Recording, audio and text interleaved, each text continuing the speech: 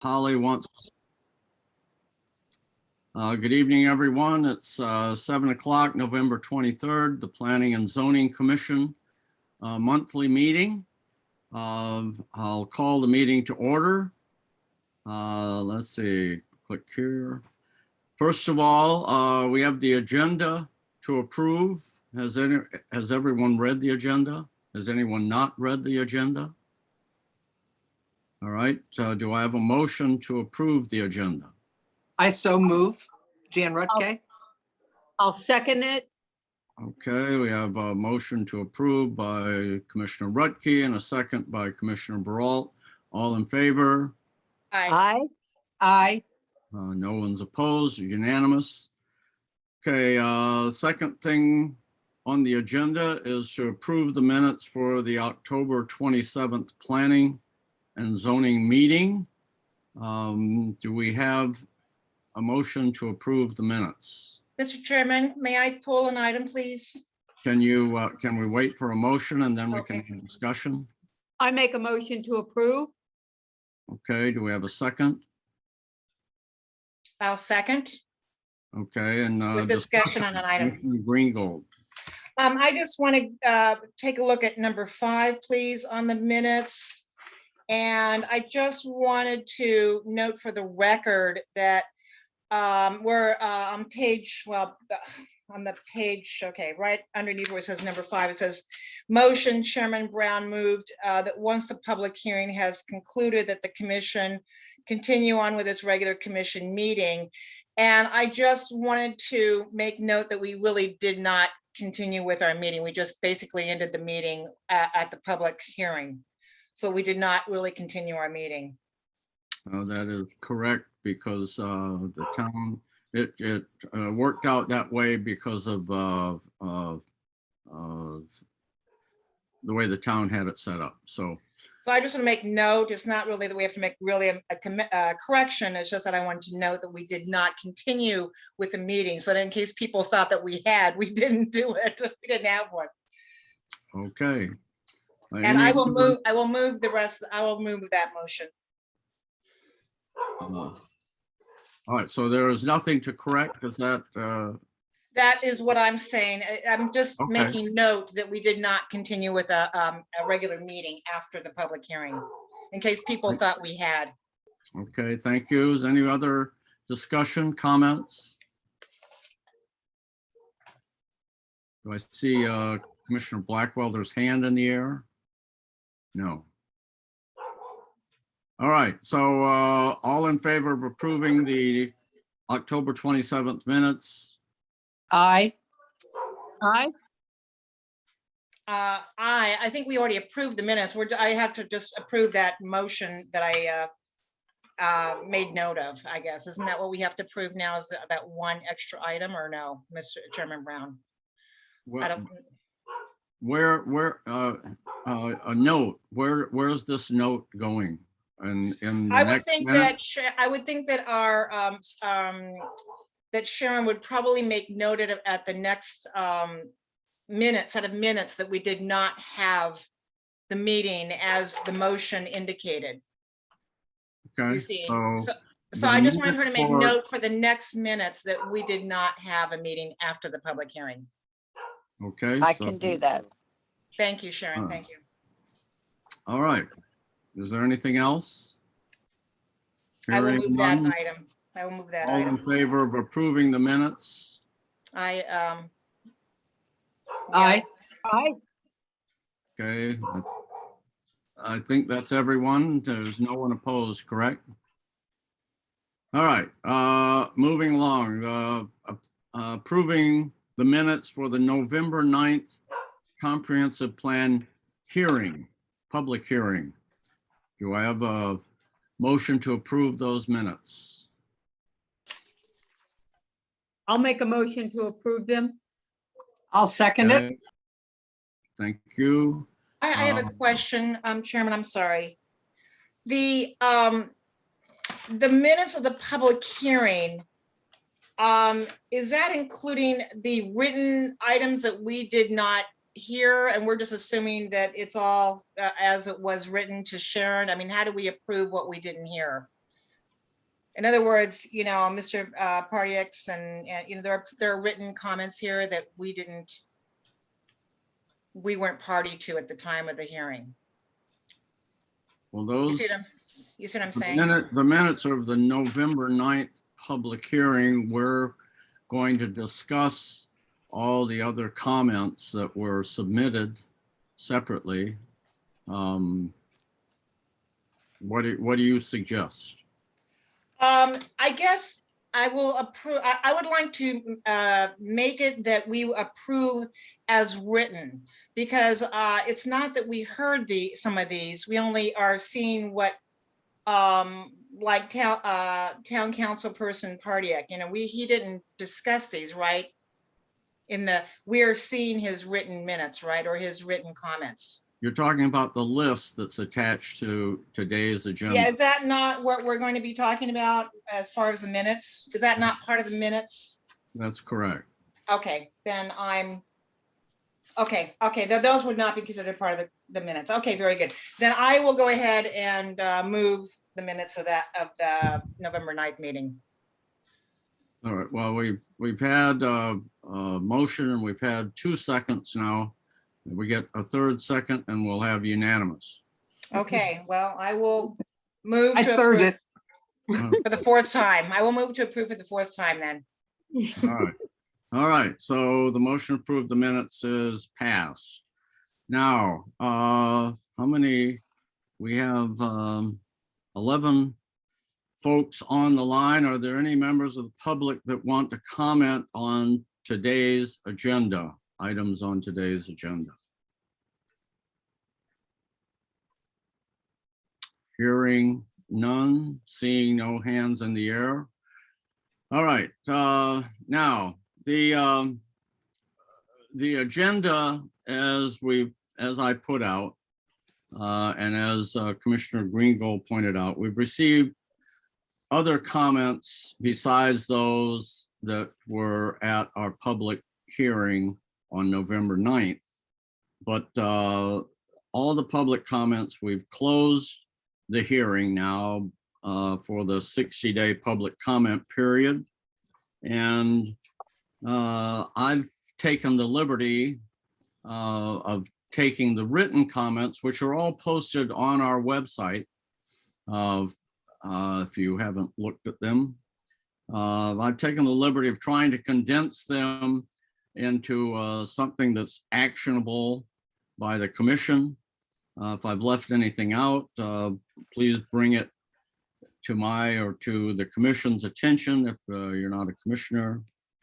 The list that is attached to tonight's minutes does not include comments from 2 of Chesapeake Beach's significant businesses. Both of them submitted written comments and there were verbal comments made at the hearing. It doesn't include comments from the public hearing or those from the Maryland State Planning Commission or the Calvert County Planning Commission. Also in the state's letter, they noted that they had sent it for review by other state agencies, and some of them may respond sometime in the future. I haven't seen any additional comments to date. But all of these comments from our businesses, from the state, from the public hearing, and from the county will be taken up at a future time. The only ones that I put on the list for tonight's hearing were the ones that were essentially in chronological order before the hearing, before the November 9th hearing, with the exception of the county and state comments. So that's how I intend to approach this, but I'm open to suggestions. If any of the commissioners have suggestions on how we should proceed to address the comments from the public, I'm certainly open to suggestions. Yes, I have a Commissioner Brown. Yeah. This is Jan Rutke. I'm curious as to why we are, if the rod and reel entities submitted a written report why we don't have it here and why we are not going to deal with it tonight, but we're going to deal with it, I guess, in December. Well, because I ran out of time and and the Rod and Reel's written comments, as I recall, were submitted an hour or two before the public hearing. So those, that's as far as I got. Okay, And, just we curious. Thank you. We have comments also from Abner's. They submitted written comments after the public hearing, and I figured that we could address those two. And they're also on the website in a separate file for those people that want to look at those written comments specifically. So not being in the public comment file, I felt it was best to handle them separately, and they're more extensive. I looked at doing the easiest ones, or not the easiest ones, but the ones that were submitted first. And with the exception of Commissioner Greengold's, which were submitted during the hearing as a private citizen. So that's how I assembled that. Does anybody else have suggestions or ideas of how we should do this? Anyone? No, I'm satisfied. There are 10 participants in the meeting. This meeting is being recorded. Okay, Chris Jakubiak, do you have any suggestions on how we proceed to address public comments? No, the approach that is laid out seems to make some sense because it allows us to deal with these discrete items. And then the next meeting to deal with the really much more extensive comments that that we need to spend time with. And the important thing is that we make it through the entire record, that every comment given an opportunity to be seen again, that you reflect that you've had a chance to deliberate on it, to whatever degree you think it merits deliberation. But at least it's there in front of you. I think this first set of comments opens up a lot of really good discussion, and there's no doubt some themes that run throughout the comments. So what might be discussed now will probably inform discussions that you have next month too, because some of the topics are the same. Full steam ahead. That's as far as I'm concerned. Okay, well, thank you. I would like to make a motion if I can. There are a number of comments like, as you see on the screen, Mr. Pardiak has a number of typographical, editorial comments. And there's another one about the spelling of Randall Cliffs. I suspect there are others that we've received. I would suggest that I would like to make a motion that we accept all the editorial and typographical comments and not spend time at the commission meeting on those, and that the zoning administrator be allowed to just make those changes without commission action. So do I have a second for that? Yes, motion? you do. Yes, Okay. I second it. All right, all in favor? Aye. Okay. All right, good, good. Let's see. So starting down my list here, the first one, and I tried to leave them pretty much in chronological order as they were received, and you'll note that a couple of them are similar. So particularly from the green team as we get to those. But the first one is from Ms. Webster Page. Her comment on changing the designation of her neighborhood to RV2 devalues her property and favors higher density duplexes, apartments, and group homes. And she recommended that we leave the zoning as it is for her neighborhood. So, do we have any discussion on that? I'll discuss. Commissioner Blackwelder? Yes, I would like to propose that we change her neighborhood designation to RV1. What she actually said was, she describes her neighborhood as a Bayside cottage, single-family home neighborhood, the kind of neighborhood that the town's residents want to preserve. And she expresses a concern that the RV2 designation will raise older historic cottages in favor of higher density duplexes, apartments, as you said. I think that both her and Miss, I think Marcine, another commenter, would both like their neighborhoods to be preserved. I think that the mayor has expressed a desire to preserve residential quality of life. I think that in the B&B hearings, we had multiple callers who expressed concern about long-term rentals being problematic. And I agree with her that neighborhood is developing very well as a single-family neighborhood. It provides a source of housing for families. And it's developing in a way that we would want our neighborhoods to develop. And I think that we should support her in wanting to preserve the as-built conditions. So what you're saying is change it to RV1? Yes, that's correct. So Chris, can you give us a feeling for how this all affects RV1, RV2? Yeah, sure. So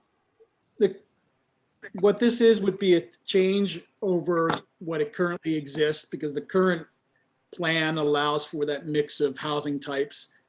The RV1 was proposed by the Planning Commission as a more restrictive residential zoning area, much more focused on single family units. And this neighborhood then, if this comment is adopted, would be included within that RV1, which means that I gather there would still be some RV2 remnants in the town, and they would be located presumably on the south side of Maryland 260, between 260 and the Kellums Field. That cluster of homes there is shown now as north RV2. No, it would be the south side. It would be behind the town hall, the houses behind the town hall. And then the other area would be on Chris, Cox Road, between Cox Road and Maryland 260. no, I believe that this is the neighborhood north of Route 260 is where Yeah, they live. what I'm saying is that the That's area my that understanding would, of it. what I Not said was the area that would remain as RV2 would be the area Oh, yeah. south of 260. The change would affect the area north of it, yes. And that would roughly be bordered by Maryland 260, Maryland 261, the huge wetland complex there that separates the two towns. And then, the change of land use that happens as you move west. This is essentially the middle subdivision as we know it historically. And if the commission would like, I can pull up a map or anything you'd prefer. Yeah, well, one of the comments later on is how complicated our approach has been. So we've got, is everything north of Route 260 now, would that, as under this proposal, would it be RV1? I mean, what's left, what's left RV2 and RV1? What's left as RV2 is that area on the south side of 260, 26th Street and behind the town hall, the cluster of homes there, and the area between Cox Road and Maryland 260. So let me just pull up a slide here that shows that. So the I thought distinction, the area behind the town hall distinction was being that you RV5. could have apartments, duplexes and such south of Route 260, but not north of Route 260. Right, that would be the essence of the change.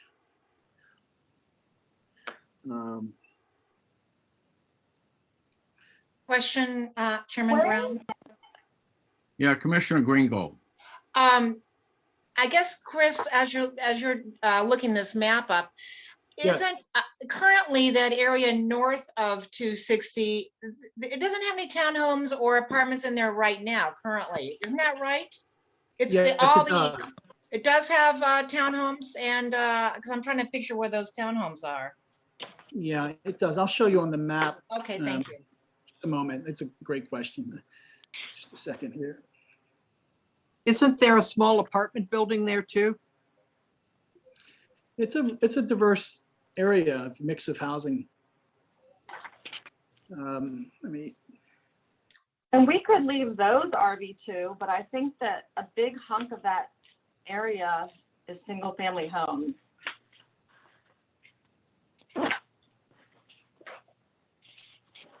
Yeah, I mean, the north of Route 260, we have the townhomes of Seagate, the townhomes just south of Horizons.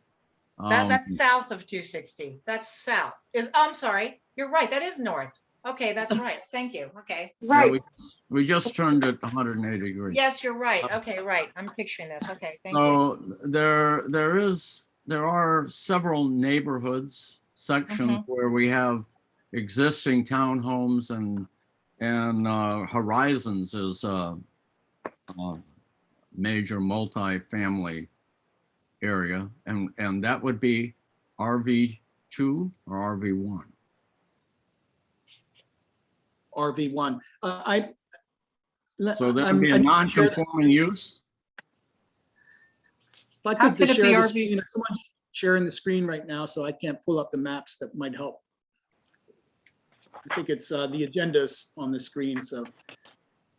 Yeah, is it possible to get Chris onto the screen?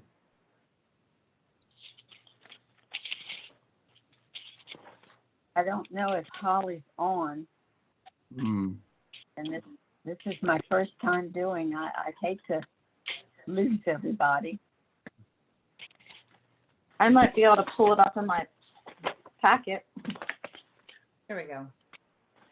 Oh, are we good? Can you see my screen? See you. See your face, Chris? Oh, I'm yep, sorry. yep. Okay, you coming can see in. the world there. I do see the world. There's my Thanksgiving turkey. Oh, no. I saw Santa Claus. Okay, so here's the map, the future land use map. And I'm gonna zero in a little bit more on this northern part of the community. Okay, so everything that's this bright orange, this, is RV2. Everything that is a pale yellow or pale color is RV1, including, up here by First Street, C Street. And so what I take Ms. Webster's comments to mean is that, or it depends on how you interpret them, of course, but I guess the most extensive way of incorporating her concern would be to draw a boundary around this entire area, following the hand here, and making that all RV1.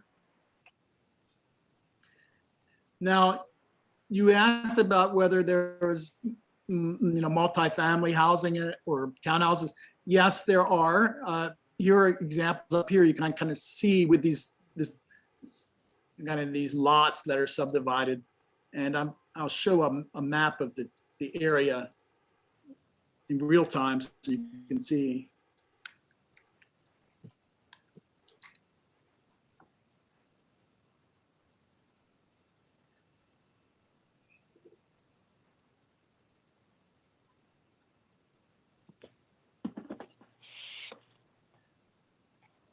Okay.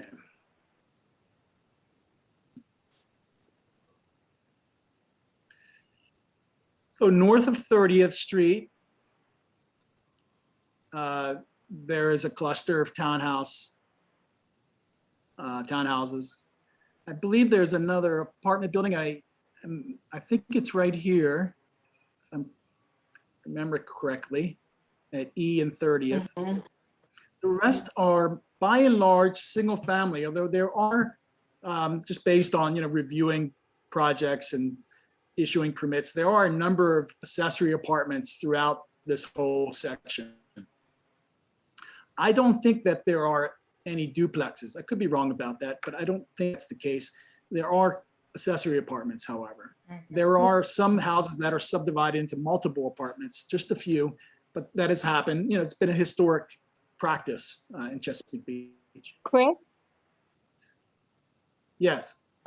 this is Commissioner Barald. I just want to, can you clarify for me or define for me accessory apartment? Is that what you're saying? Yeah, yes, that's what I said.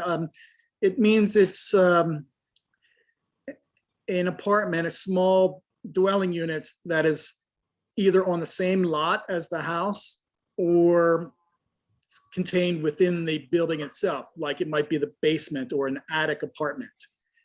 So it would allow another person to live, or another family, if presumably, if it's large enough, to live on the lot, in addition to main house. Under the town zoning codes, the owner has to occupy the property in order for the accessory apartment to be leased. But the accessory apartment is a separate, for example, in my home, if I had a basement and I rented it out, would that be an accessory apartment, or it has to be a separate building?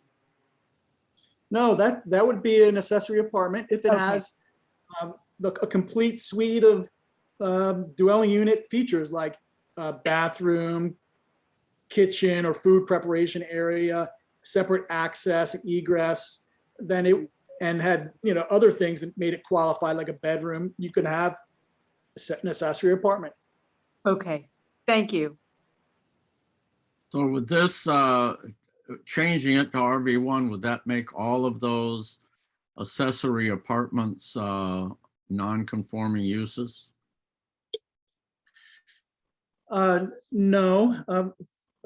Even if this were zoned RV1, it's not clear to me yet that the planning commission would want to change the zoning ordinance to prohibit accessory apartments here. So that's, but if the planning commission said no accessory apartments, nothing except for the single family houses that exist there now, yes, you would have non-conforming uses within the neighborhood. It was my understanding that the current zoning is residential village, correct? Yes. And that the RV2 that was proposed didn't change anything for those, for that area. Is that not correct? That is essentially correct, though there's a recommendation that if you did anything other than a single family, well, if you did anything, that you would have to meet architectural design standards. So if you did do a duplex or accessory apartment, it would have to meet the sort of style of housing in architecture. But in terms of just use and intensity, everything would remain the same in the RV2 as it is now. as it is now. And that was her central question. She didn't want to change from what she currently has. She didn't want to change in her zoning, as I understand her note. No, I understood it that she didn't want to be associated with RV2. I think that somebody better find out if these residents understand what RV2 allows, because I think at heart what they're saying is they want to preserve their neighborhood. And they understand that multi-unit housing is, and higher density housing is being associated with RV2. And they do not want to be associated with RV2. And so I think that the heart of their comment is asking us to preserve their neighborhood. And they feel, and they asked for a designation of RV1.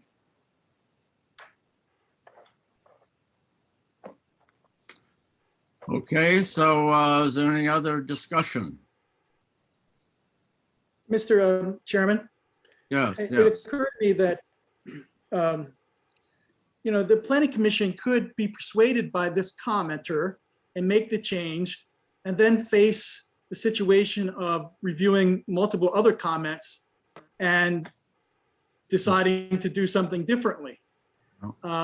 As you saw in the state's comments, they discussed housing choices and affordable housing, and some other commenters made the same comment.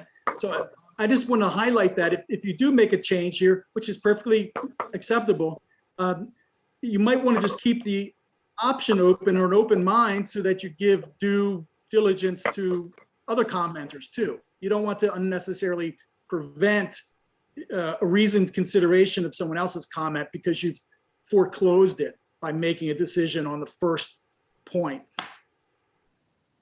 Just a matter of fairness.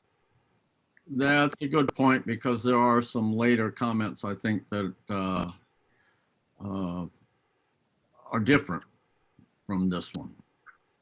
Right. right. It's not the case all the various topic areas, but this particular topic area, there's multiple points of view have been expressed.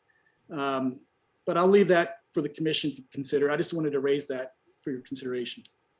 I Okay, would just ask that when we consider comments, we prioritize current residents and their desire to peaceably enjoy their neighborhood over development opportunities for people. as opposed to imaginary residents. I mean, I don't know who else we're hearing. No, as from, opposed real to residents. future residents, as opposed to future residents who would come in as a result of development opportunities. Okay. Current residents. All right, so is there any other discussion on this, or any motions to be made? I would I like think- to make a motion to change the designation to RV1.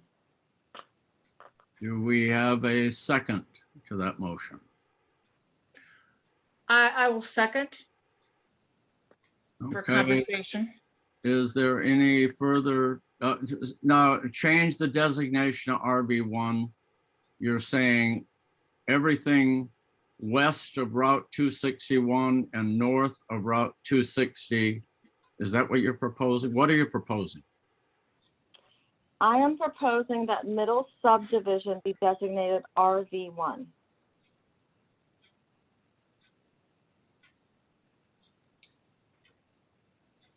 And Chris, just so we know what we're talking about here, you have your, show us that on the Yeah. map, please.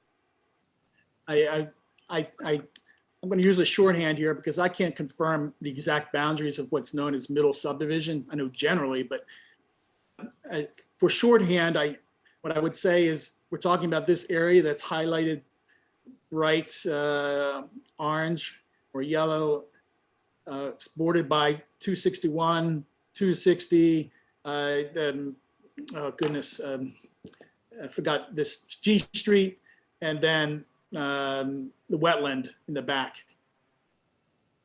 Yeah, so essentially everything in that area that's orange on the map would become light yellow on the map.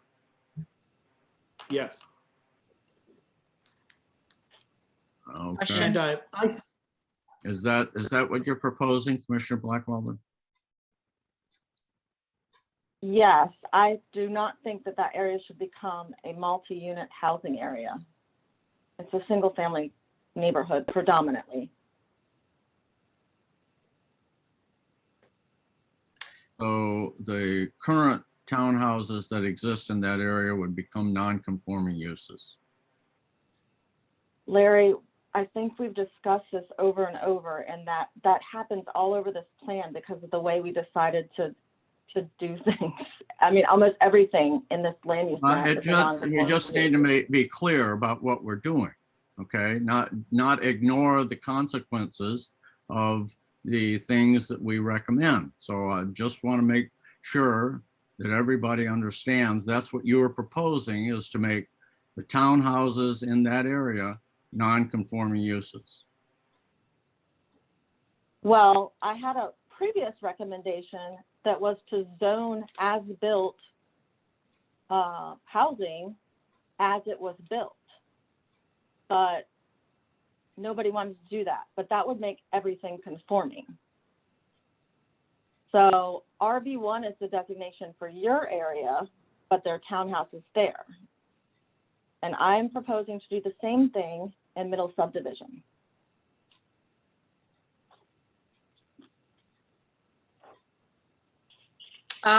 Chris, can I have a comment or a question, Chairman Brown? Yes, Commissioner Greengold. So, Chris, on Residential Village 2, which is what they would be considered right now, you're saying that other housing types compatible with neighborhood character. That's, to me, a little vague, actually. I'm not really sure I know what that means because you're a single family detached. So under your Residential Village 2, you have single family detached with allowance for other housing types compatible with neighborhood character. So I guess I'm a little confused when I look at that term. I'm trying to figure out, what does that really mean? Does that mean it can only be single family detached, but maybe with some accessory apartments? Is that what that's saying? Because you're not indicating their townhomes or anything, or condos. You're really talking single family detached homes with possible basements or Right. accessory apartments. Is that what that really means, Chris? yes, it was never this plan's recommendation to suggest that this area was somehow meant to be converted or developed or dominated by multifamily housing types. It was always meant to mean that it's essentially the same as the RV1, except that there is allowance for other types of housing. And we talked about various types of housing like duplexes and others. And the provision was, that's fine if there's also design standards that are adopted to make sure they fit compatibly, and that there's parking provided on the lot. So that if you have a tiny lot, no one's going to allow you to build a duplex, right? But if you have a lot that could accommodate it and parking, and it fit compatibly within the neighborhood, then why change things? Essentially, the change is actually, I think, to suggest that or a multifamily development and even townhouses are going to be de-emphasized. And you may even follow this plan up with removing them as permitted uses. Anyway, the essence was that this would be a variety of housing types that would be allowed, and that the emphasis would be on compatibility and compatible relationships. Do we need to clarify that primary that term, that phrase a little better? Or, because I know that there are people that are concerned about the whole character changing, as it has done in actually North Beach. They've put a lot of multifamily housing up there. But I see that, would you then have to consider it high density, which would be the next level, the next one down? Would you then, if you had multifamily, would that be considered high density at that point? This is where it gets a little confusing, I guess. Yeah, and first of all, I could, no, it wouldn't be high density at all. Okay. Secondly, because the density provisions are lower, they don't qualify as high density. Even the town's high density standard is low by any municipal standard. But if you want, I could go to the zoning ordinance and show you what the current zoning ordinance would allow in terms of density in, say, that particular neighborhood, which might explain why, since over the 20 years this has been in place, there haven't been any townhouses developed in this neighborhood.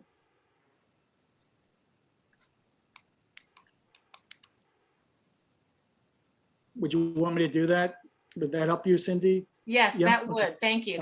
That's what I need to see. I don't have it here in front of me. Just have to pull that up on the Okay, it just- computer.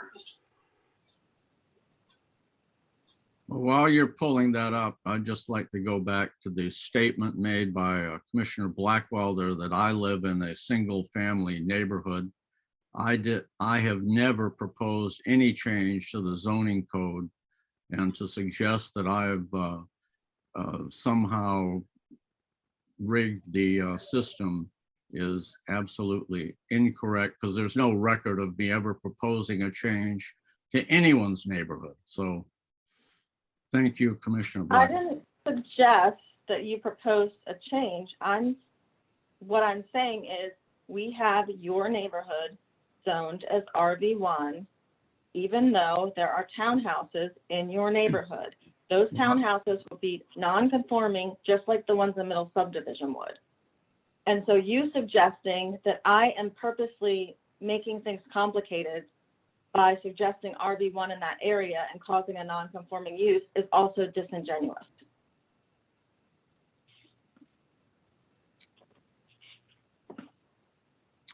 Okay, Chris, over you. Okay. Yep, you bet. So first, let's look at the zoning districts, residential low density all the way to resource conservation. The minimum lot size in today's RV district is 6,000 square feet. Can't have a lot that's smaller than that unless there's one that exists already, in which case you can only use it for single family. But if you're in a residential medium density, the minimum lot size is 1,500 square feet bigger. High density, it's 5,000 square feet. Now, look at this. Average minimum lot area per dwelling unit. So if you did something other than a single family house, say you do the duplex, that means you need 10,000 square feet of lot area in order to have a duplex. And then I'll go down to the setbacks, open space and height. Here's the RV district. You see, it's no different than the other districts. Look at the high density and medium density. These are things that establish the character of a community, the setback, how close you can put your house to the adjoining property. The amount of open space is smaller, 15%. Open space is really measured by, it's just the amount of land that's in green space as opposed to driveways and parking area or buildings. But really, in all intents and purposes, the RV is like the medium density zone or even high density or low density. They all have the same basic design character in terms of placement of houses. And of course, the building height is 35 feet, just like everywhere else. Now, you might say, well, what uses are allowed? Because there might be more than single family uses allowed in an RV district, and that's true. And if there are, you have to have at least 5,000 square feet for each dwelling unit. So let's look at that. The table of land use classifications. If you go to the RV zone as it exists today, single family detached, permitted, attached, single family attached, permitted, townhouse dwelling, permitted, multifamily dwelling, permitted, dwelling unit, which is a conditional, I'm sorry, accessory dwelling, excuse me, is conditional. So you can see that relative to the medium density zone, in this area, you could have townhouse developments and multifamily. In the medium zone, you can have townhouse, you can have attached units, which is essentially be two units together, much like you might see in, oh goodness, I've forgotten the name of the subdivision, but there exists, that pattern exists already. But this is really like a two-family unit, two houses attached next to each other. So what the RV1 proposal, as I understand it in the plan, is to basically eliminate this option that's blue, this option that's blue, and maybe even this option, I gather, yeah. And so that the only thing you do here is single family detached. Now, you might say, well, what's wrong with having a townhouse dwelling or single family attached? Well, it does look different. A townhouse dwelling or townhouse development would look different than the dominant pattern of houses in that particular area. On the other hand, the amount of land that one would have to aggregate in order to make a townhouse development would be rather substantial, just simply because of the way development works. But certainly you would, for a townhouse, an attached, like a duplex situation, you would need 10,000 square feet. So Cindy, I hope that explains. Thank you. That does explain. I think Go that was now. our logic. Yeah, I think we thought about all this originally. And I think originally, I'm sorry, I think, Lori, we talked about the fact that they were originally RV2 or in the residential village, and that was all allowed. And we assumed that people there accepted that as what they bought into, basically, and hence didn't seem to want to change it for that reason. So that what Chris just showed us was something that they were theoretically understanding that they already had, or that they were guided by. So to change it, to make it, to more or less downzone it in the sense of restricting them more, I'm not sure that it's something that we I'm sorry. Well, I think I it's agree, important Cindy. to ask. I Oh, think there it's you are. important to find out, because we've been talking about changing setbacks, changing parking requirements, changing all kinds of stuff to open up more availability for different things. I mean, by that logic, that means that Cox Road, I mean, what can that take? I think there are areas that are built and people want to preserve them the way they are. They're developing nicely, and we don't need to make those areas get confused. And there are areas that we know might take some development, and Oh, but Lori, I don't know. you know, here, can I weigh in? Let Commissioner Rutke Yeah, talk, of please. course. Thank you. The middle subdivision, you know, this is not a change what we're doing. I understand that in a perfect world, the neighbors would like nothing else to change, but I'm reminded repeatedly, both by the state and some other documents, which I can't even think about right now. We need workforce housing.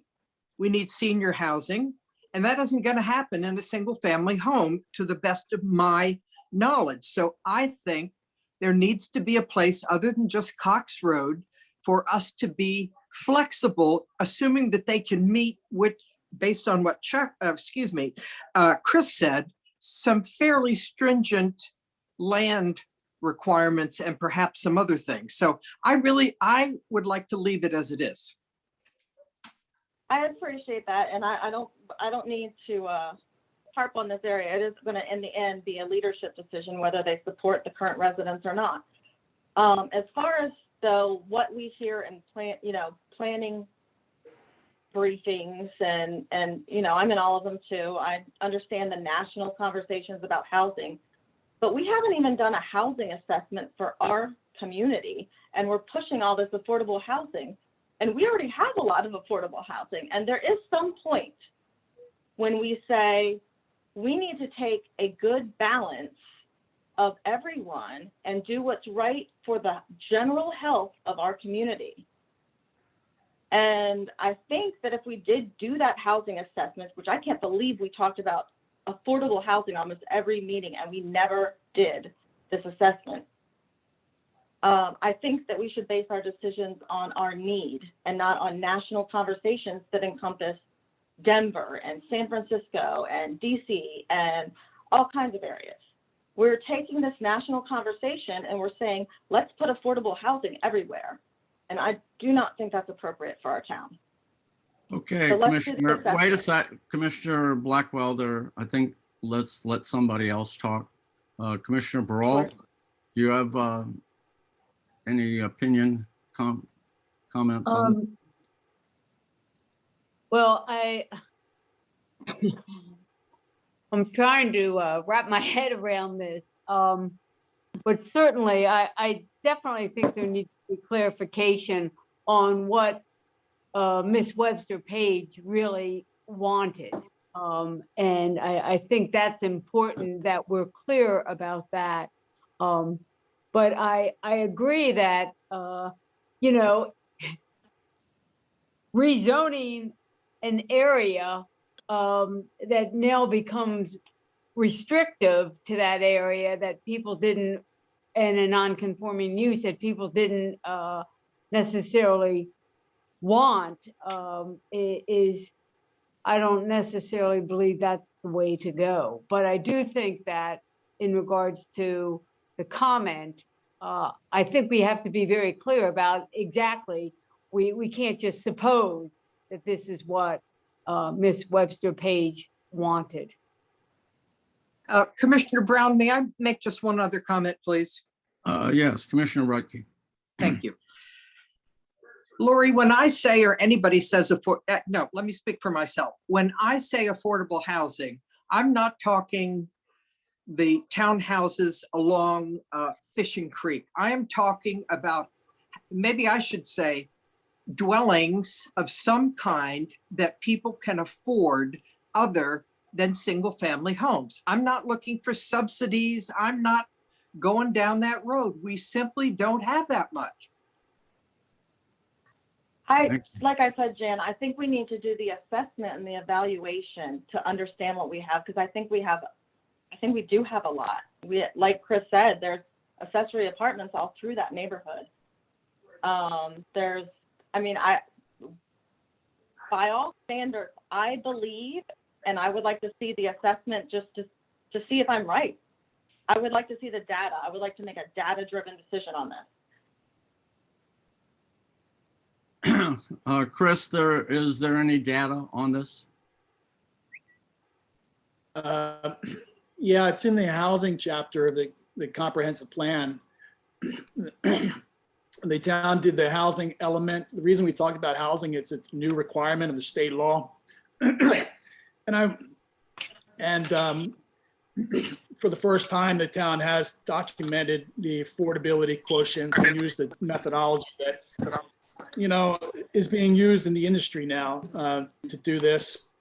I contacted, interviewed the housing authority. I mean, I think we have as much information more information that we've ever had when it comes to a comprehensive plan for the town dealing with this question, and met our burden with the state in terms of supplying the information that was necessary. I think the question ultimately comes down to values and what type of development we want to facilitate or encourage or allow the market to provide. And that's ultimately, you know, a value decision. And that's why citizens get to make these choices, including you and then the mayor and council.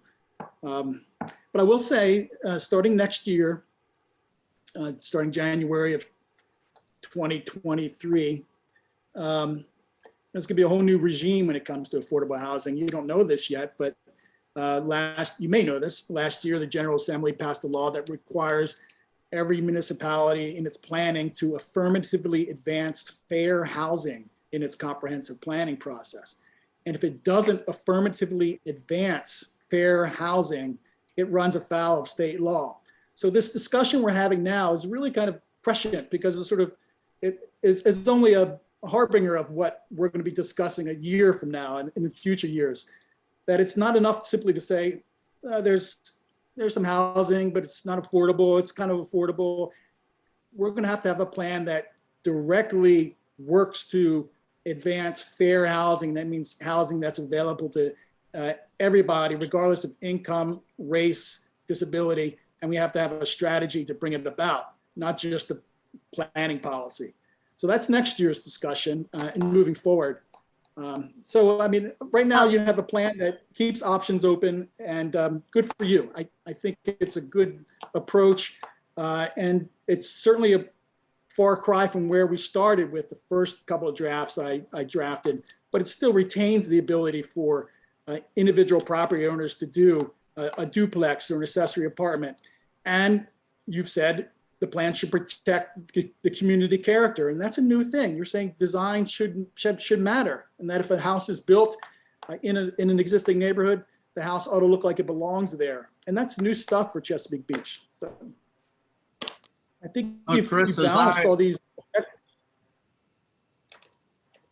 Go ahead. I didn't mean to interrupt. Well, I was just saying, I think over the months of deliberation and debate, I think you've really come to a pretty good balancing act on this, as expressed in this current draft. Just my opinion. Yeah, I agree with you, Chris.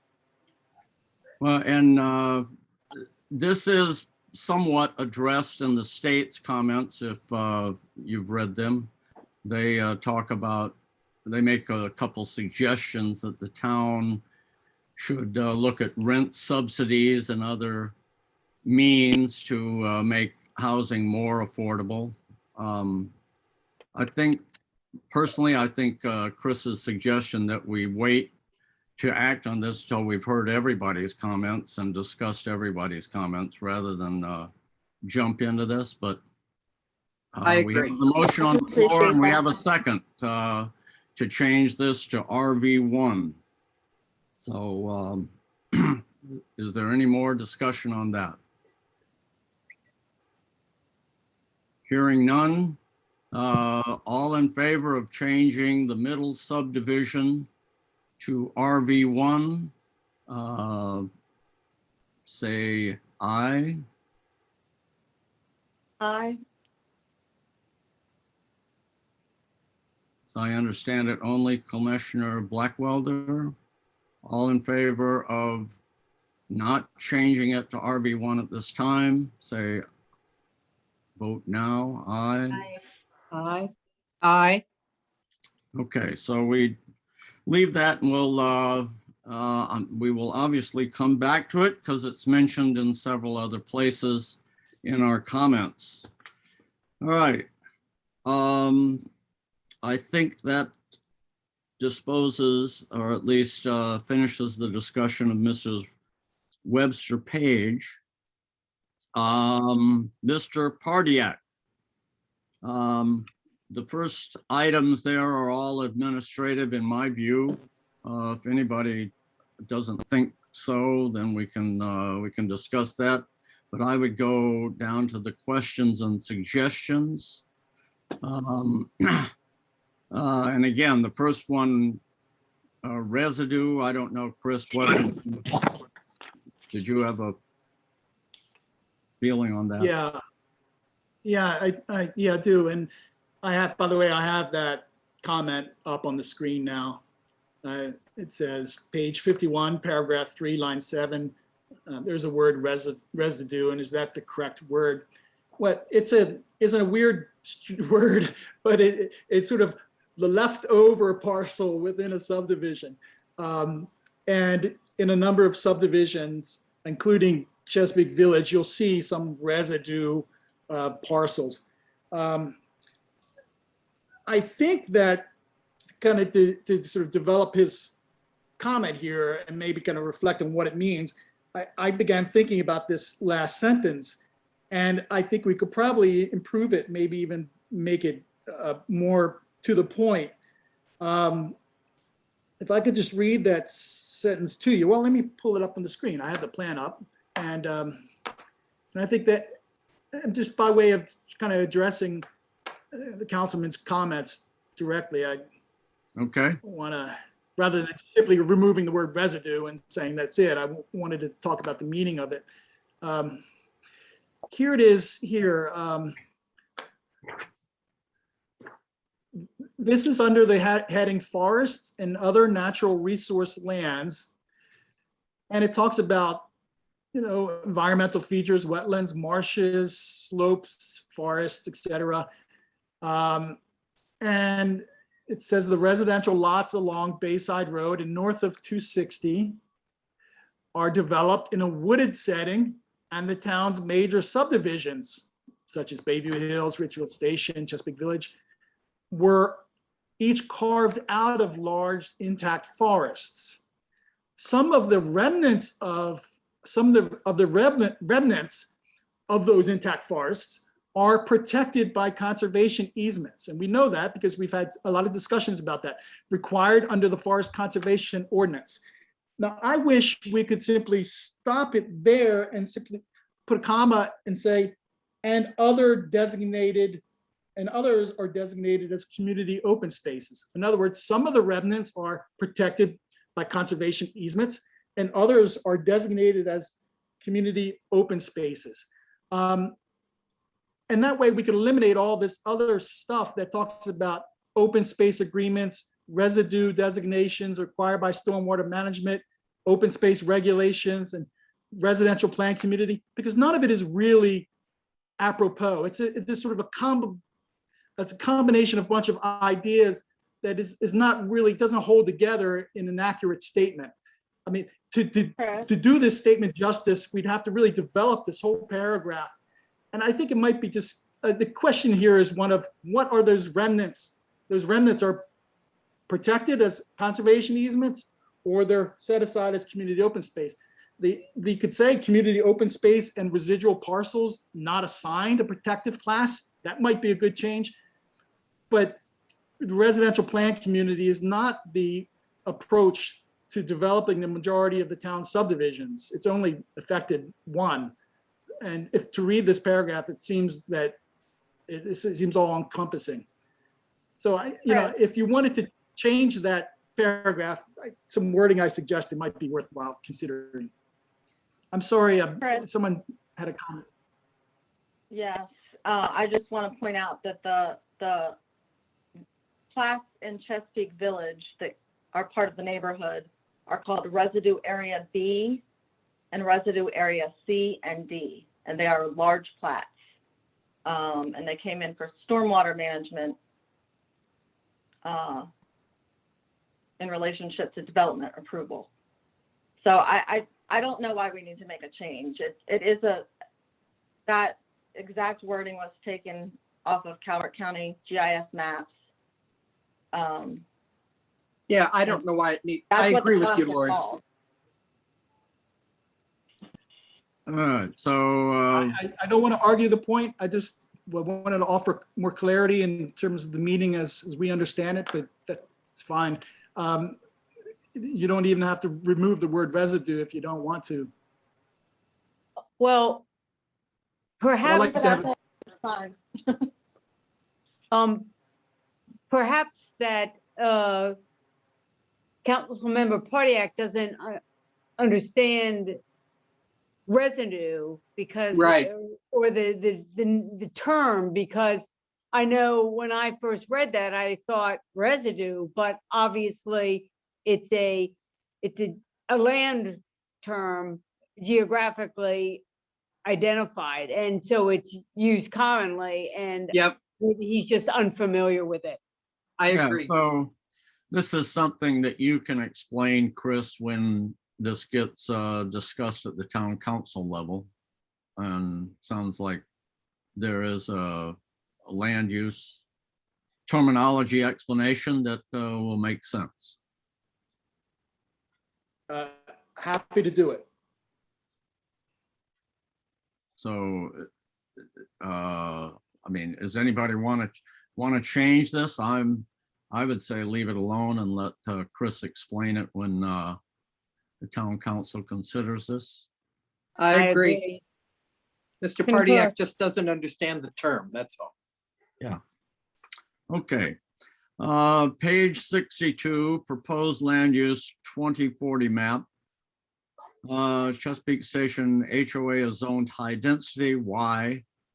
It consists of single family detached, single family attached, and townhomes. Seems like only the townhome section should be zoned high density. And then second part of that is in Chesapeake Station, townhomes along 17th Street are zoned medium density. Shouldn't they be high density? Chris, if you want to discuss this first and then we'll open it up. Yes. So the Chesapeake Station, Chesapeake Station subdivision is actually zoned high density. This is not a zoning map. This is the recommended land use map. The land use map confirms what the zoning is. Here's the zoning map, by the way. And you can see Chesapeake Station, it's zoned high density. And that is, it was developed under high density zone. Its lots sizes are smaller than you would be able to build or plat in any other zoning district. The lots are in some cases as small as 3,500 square feet. They're all, or many of them are under 5,000 square feet. So it's developed under high density. So it was zoned high density a long time ago before this was developed, and it's maintained that zoning. So why is it planned to be high density? Perhaps that's the question, because that's what the plan is that those neighborhoods that have developed under high density zoning or to look like high density are proposed to retain that character. And there's others, of course, in the town. Now, the question about this small part on 17th Street, which is yellow, if you look at, look at the zoning, you see there it is, it's high density. So what this is a mapping mistake. We should have made that brown as well, high density. So the entire subdivision is a high density subdivision. Gotcha, okay. So are you suggesting correcting the map? Yes, I think addressing this particular concern would involve changing this part of the map that's yellow, the houses along, the townhouses along 17th Street, making it brown, just like the main part of the subdivision. Does Okay. the HOA own the resource conservation area in that? Yes, Community. it's HOA common area. And so if we zone it resource conservation, they still have authority over what they decide to put there. Is that correct? Like nobody What's can allowed say there- we have to put a path on that resource conservation if that's not what the HOA wants. Is that right?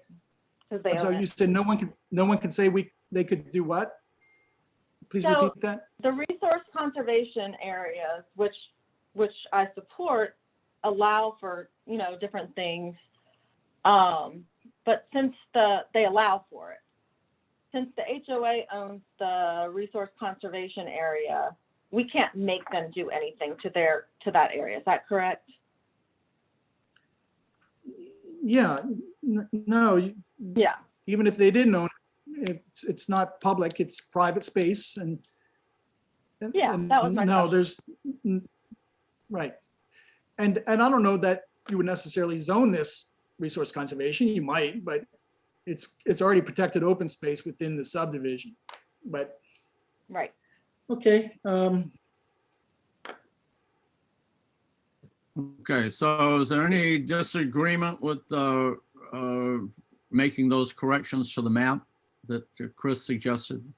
No, sir. I'm in favor. Hearing no objections, I'd say, Chris, go ahead and do that. Okay, it's done. Page 116 suggests mentioning PFAS issue with respect to water quality. Yeah, I had to look up this term. PFAS refers to kind of the byproducts of certain commercial and industrial manufacturing. For instance, the non-stick coating on frying pans releases this substance, apparently. Well, Fire when I look suppression. at our, and fire suppression, yes. Yeah. Foam. And then there's a, you know, it's used in a lot of industrial applications. I looked in the town's water quality reports that it maintains, and they're on the website, so anybody can see the current status of the potable water quality in Chesapeake Beach. There's no indication that this item is even measured. And I confirmed that with the Director of Public Works.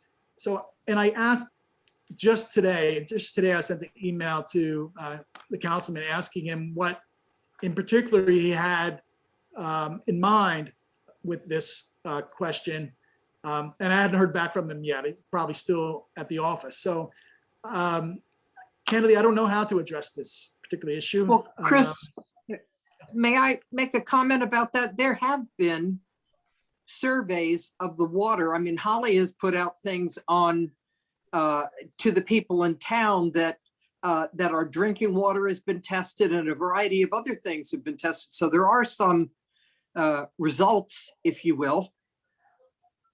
Well, isn't this related to also the Naval Air Station? That there was worry that there was some leakage, and I thought it was related to the PFAS.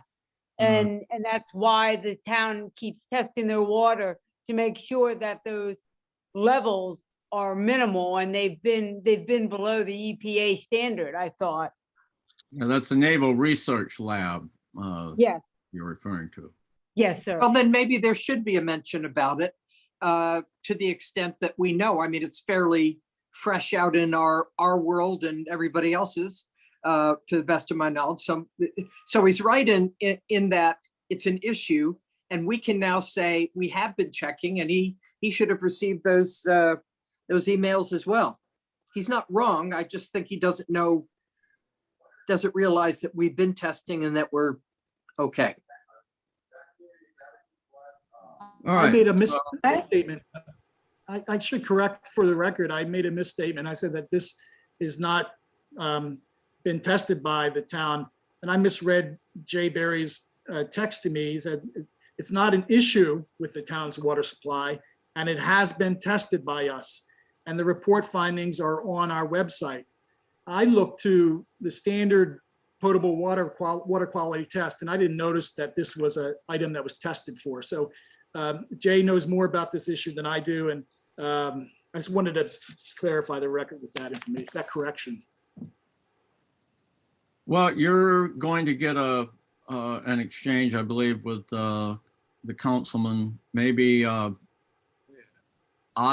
my purposes, if you think there's some change that would better address this, and particularly his concern, I have no objection to making adding something about it to the report. Anybody Okay. else? I think it's a good idea. Yeah, thank you for reaching out to him.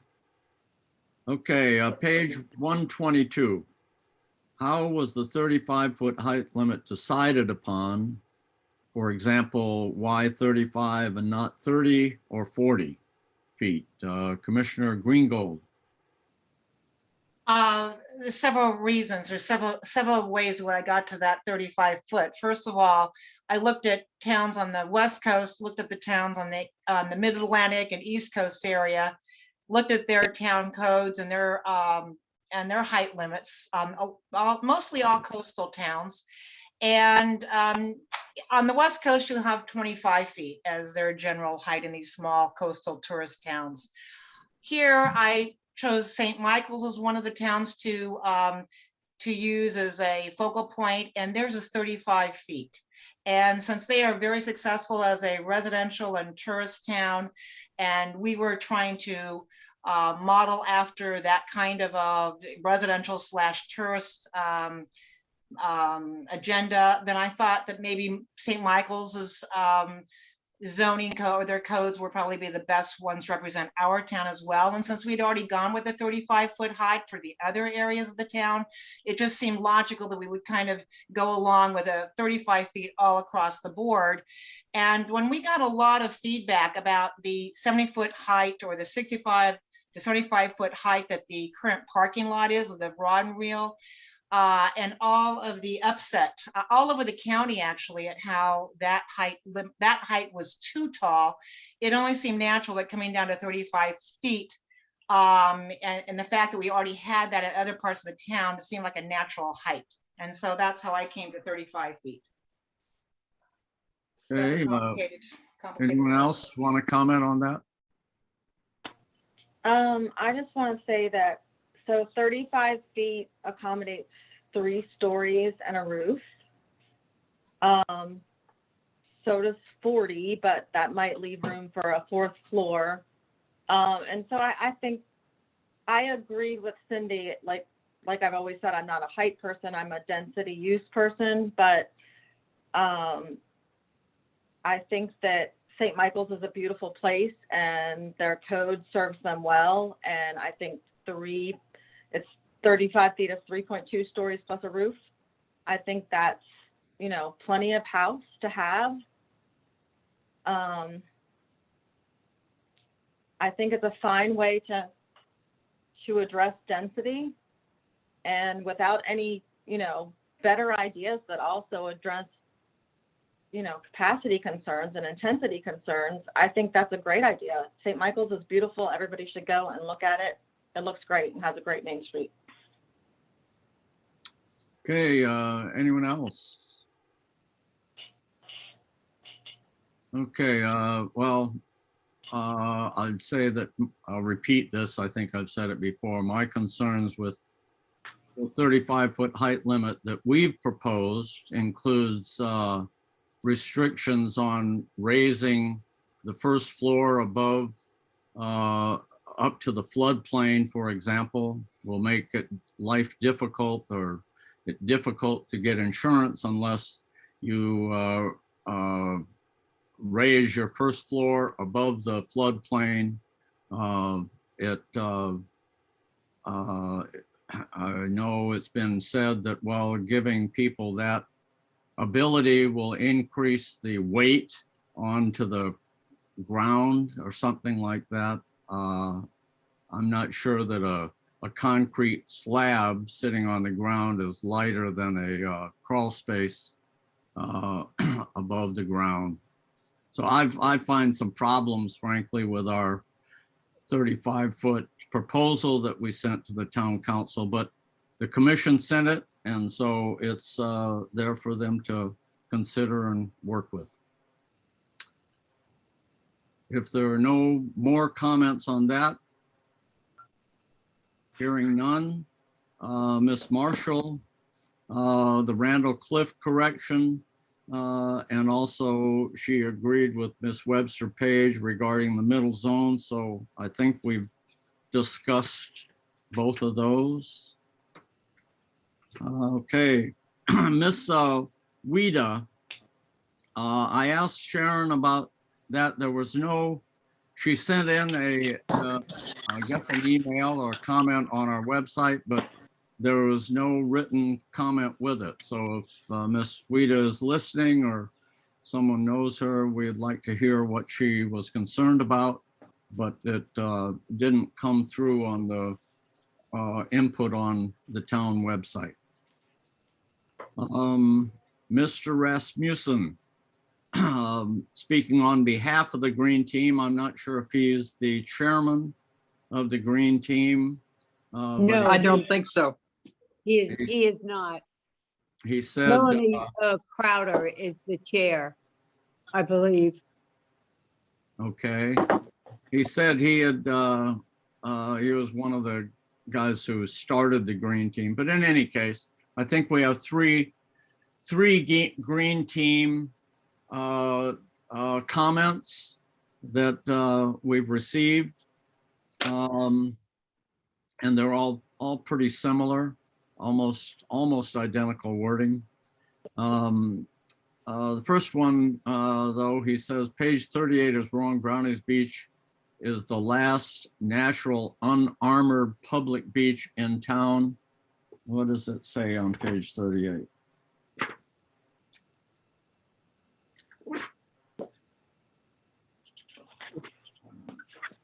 I Okay, looked in there's the page 38.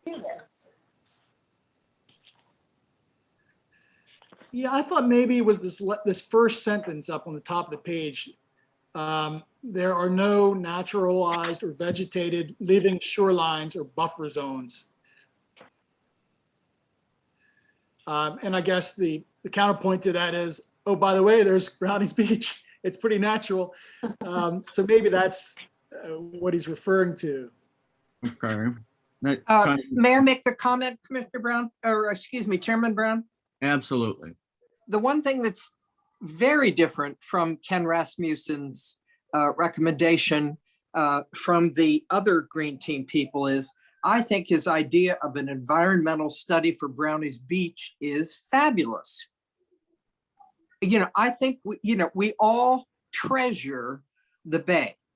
We keep saying, and yet we have never, used an organization that could come in and make very specific recommendations to preserve this wonderful little beach. So I think that's a terrific idea, and I certainly would like to see it myself, but nobody else suggested that.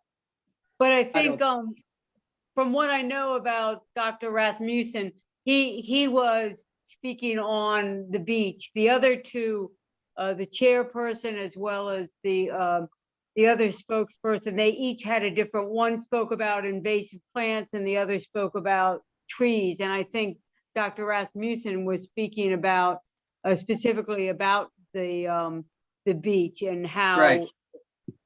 As a geologist. Well, I think if you look at Miss Alexander's, which is the top of my page 3 anyway, the second bullet there says recommend an environmental survey, structured plan and timeline to develop natural solutions for protecting and preserving Brownies Beach and Randall Cliffs. And that's what I was referring to as. I stand corrected, Chairman Brown. Oh,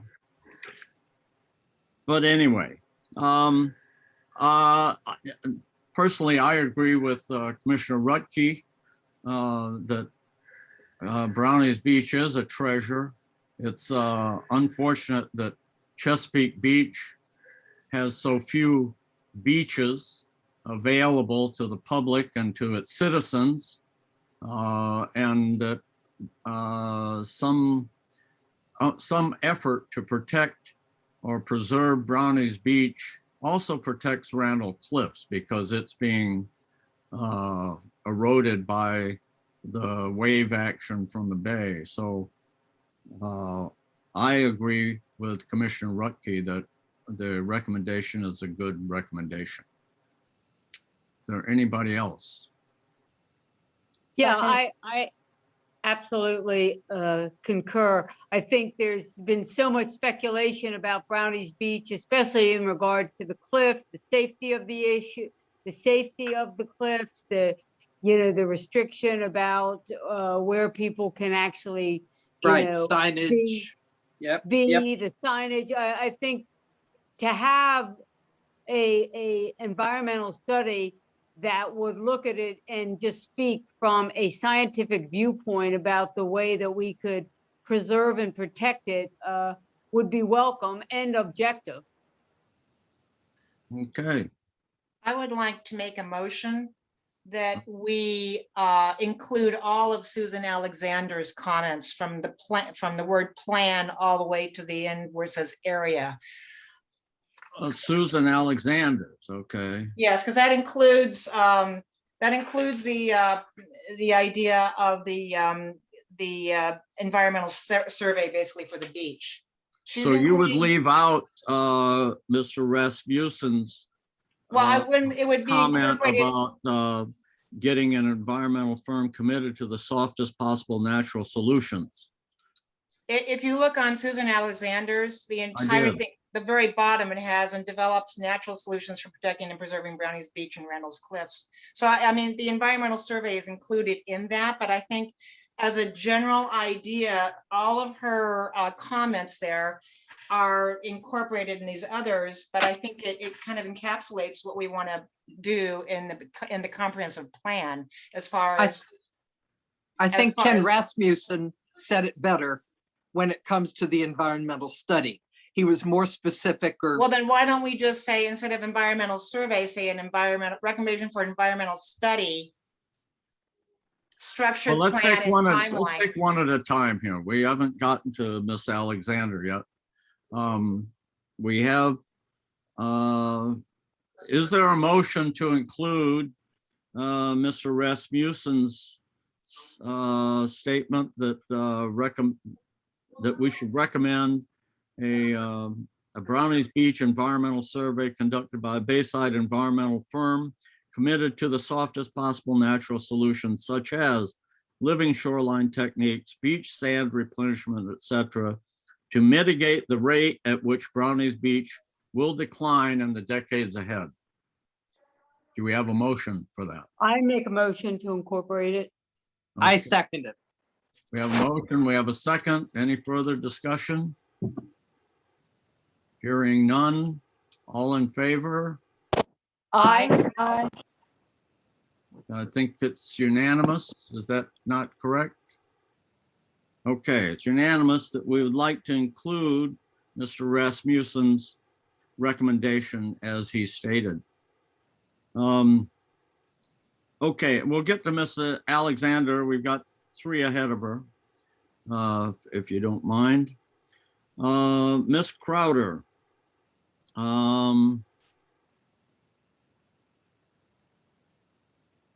Now, this is a little different, but I think it addresses, frankly, some of the concerns that Commissioner Baralt has, I know, with invasive species. But she suggests that in page 48, 47 and 48 under natural environment, that we recommend developing and implementing a plan to protect and sustain the current native vegetation and trees in parks and public spaces, and a structured plan and timeline to eliminate invasive plant species and replace them with native species in town parks and publicly owned spaces.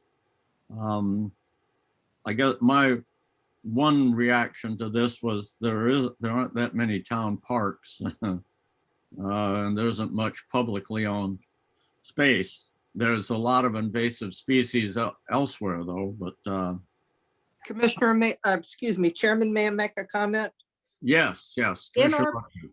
In our plan, the comprehensive plan, we talk about planting trees in existing neighborhoods. And her remarks certainly would apply to that. Maybe not to parks, but we've talked about adding greenery, adding trees to the, the old neighborhoods that are just all asphalt and lousy drainage and everything else. So I think her Commissioner remarks are spot on. Chairman Brown? Yes, Commissioner Baralt. I, in conversations that I've had with Melanie Crowder, I think she's also referring to along the boardwalk and the area up by 13th Street where they had just planted, as well as Fishing Creek. I think those are some of the open spaces, but one of the green teams, I guess, missions is that actually they would like to have funding in order to maintain, the invasive species overtaking, certainly along the boardwalk, they've overtaken. And I know the Green Team has on many occasions, I know myself weekly, I go out there and try to control the invasive species from overtaking the other trees and plants. And I think that they're trying to, I know they were seeking funding to try to have this be an ongoing, a consistent plan and strategy to control and eventually remove the invasive plants and replace it with a more environmental friendly and indigenous to the area. Okay. Would you change anything that Ms. Crowder, the way she put it, or while you're looking at that, it just makes me think of in Holland Point, if around their community center, they just planted, I think 20 or 25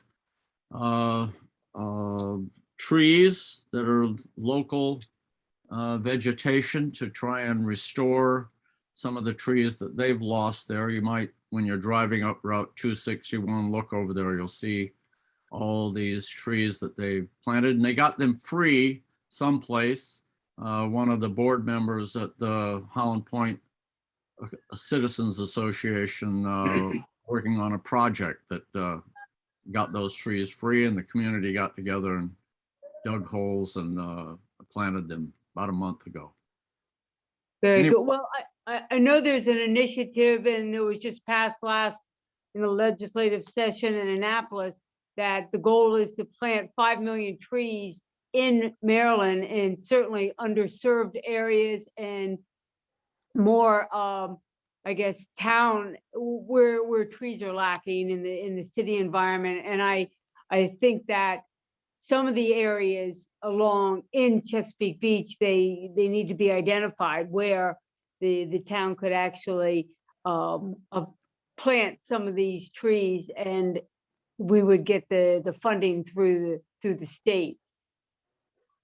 Okay, so So, you think her wording is okay with you, Commissioner I Braun? think the only correction is, as everybody knows, there are no parks in the town, publicly owned parks in the town of Chesapeake Beach. So we might want to put it in town areas. well, there or is, Kathleen, the there Veterans is Park. Bayfront Park, and I think she had a specific desire to take care of the invasive species. It's not kudzu in Bayfront Park, it's something else. She named it for me. Mhm. And I know she wants to take care of that in Bayfront Park. I think her wording is great. I think just having it there at least allows us to apply for the funding. I don't know that we need to be too picky about it.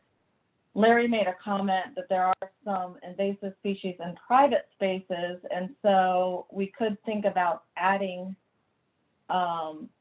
something extra that might allow for funding to remove invasive species in private spaces, but I wouldn't remove anything that she said about. I agree. Concerned about. Yes. Okay, Commissioner Greengold, any thoughts? I can't find anything wrong with any of this that she says, or of the Green Team. I thank them all for showing up and offering their recommendations. I think they're all fantastic recommendations. So I'm for whatever they say. I'm for it. I like it. I like Not it. asking for much compared to what they do. I like it. I like it. I think that counts as unanimous. Chris, Yes. could you include that into the plan? Sounds good. I've started drafting them already. Okay, no further comments on Ms. Crowder? None. Next, Mr. Giangilio. I probably mispronounced his name. I'm sorry if I did. The comment, the comprehensive plan is myopic, backward, and anti-growth. the no-growth master plan discourages residential and business investments in the town. The plan is not welcoming to residents of all ages, races, ethnicities, abilities, and income ages. He recommends that the comprehensive. I'm sorry, did we hear an amen? Is that? We Anyway, did. It just slipped out. I'm sorry, Yeah. Commissioner Brown. no. Well, I was talking, or I would have joined you. She's at church. I would have maybe said a hallelujah, but anyway, he recommends the comprehensive plan include provisions that encourage a variety of housing types, including affordable apartments and senior housing. I don't know if we want to discuss all three of his proposals. Delete the proposals for structural design elements. And he'd like to see a pro forma tax revenues that support the plan. Now, anyway, What does that mean? don't ask me. I was a bit confused. Chris? Chairman Brown, may I make a comment, please? Yes, Commissioner Rutke. I know I'm quite the chatterbox tonight. I get that. No, that's great. We've already addressed the provisions about variety of housing styles and affordable apartments and senior housing by leaving RV, the middle subdivision, exactly as it is, that will allow that to happen. So Okay. we've taken care of that point, I think. Okay. All right. I would like to comment on his comments. All right, go ahead. Okay, So- Is this going to be another long comment? it might. He had a long comment. Poor Chairman Oh. Brown. He's shaking Okay. his Don't cry head. for me, Argentina. He's shaking his head. I just kind of have what he wrote and wrote my thoughts, because he started out with kind of chiding us and letting us know that this was a serious topic, as if we didn't already know that. So I just like to point out that we do agree that it's a serious topic, and that the lasting health of the town is of great impact to all residents and businesses. We're well aware of that. And then he goes on to say that business investment does not foster a dynamic he goes on to say that the no-growth master plan discourages residential and business investment and does not foster a dynamic, vibrant community.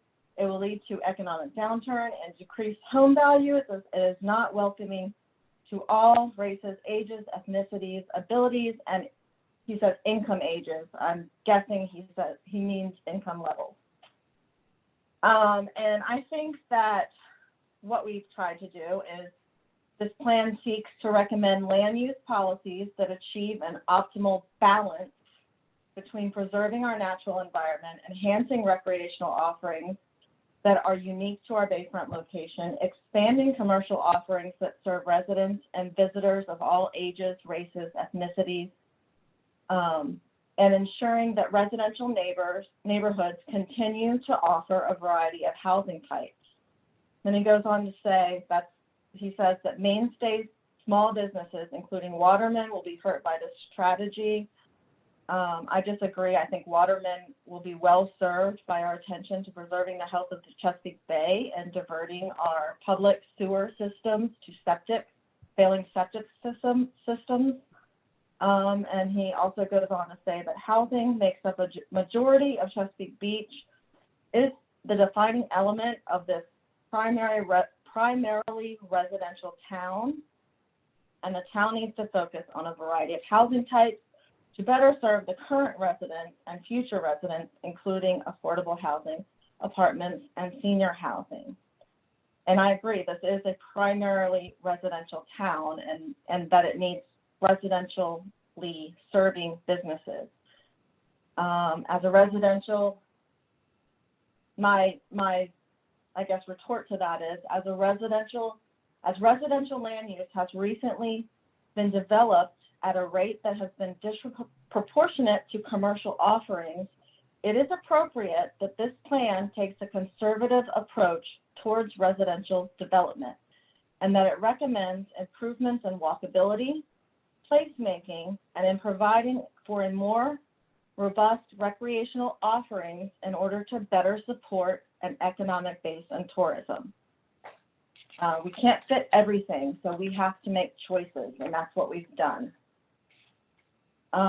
He goes on to say that proposed regulations on structural design elements are arduous.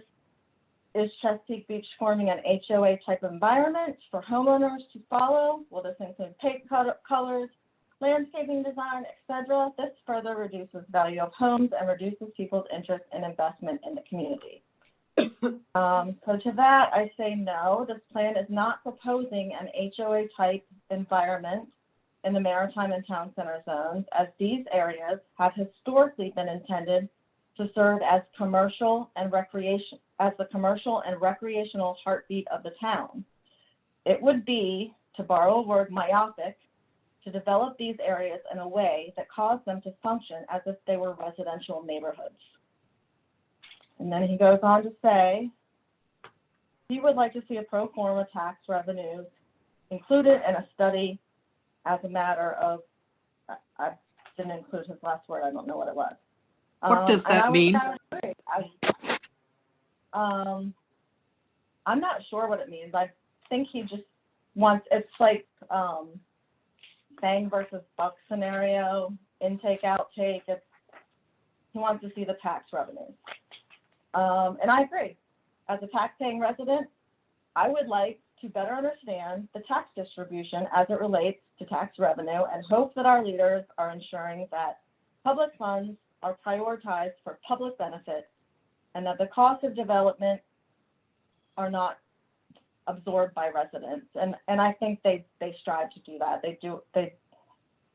I'm sure they will strive to do that, but it would be nice to see that on paper, what we take in, what we invest in, and how it all compares. And then, as Larry pointed out, he says this plan is myopic, backward, anti-growth. Our town leaders need to lead the way in creating an environment that stimulates social and technological innovation to secure long-term economic resiliency and reinvestment. And I probably should have just stopped there because I don't know what that means. So I hope that Mr. Gingulio understands that we are also taking this very seriously. We just have different perspectives. Okay, thank you. Commissioner Greengold, did you have a comment? I appreciate his concern that the plan is not seeing the future in a positive light. Of course, I disagree. I think we're presenting a very well-balanced plan for the future growth and future enjoyment of living and recreating here in this town. So I'm not going to counter his comments. I think, I appreciate him being here and giving us what his feedback is about it. So that's all I have to say. Okay. I guess I would say I have difficulty finding in our plan where we've encouraged any economic development, economic growth. Frankly, I find it, I don't want to use his words, but I see some challenges for it's. We basically proposed a residential community that limits the types of housing choices that people can make, and it's I see, frankly, North Beach developing in a more, I see a lot more economic activity in North Beach than in Chesapeake Beach, and I don't understand. Well, I think I understand why, and whether that's a good thing or a bad thing, I'm not sure. But Why do you think they are? Why do you think?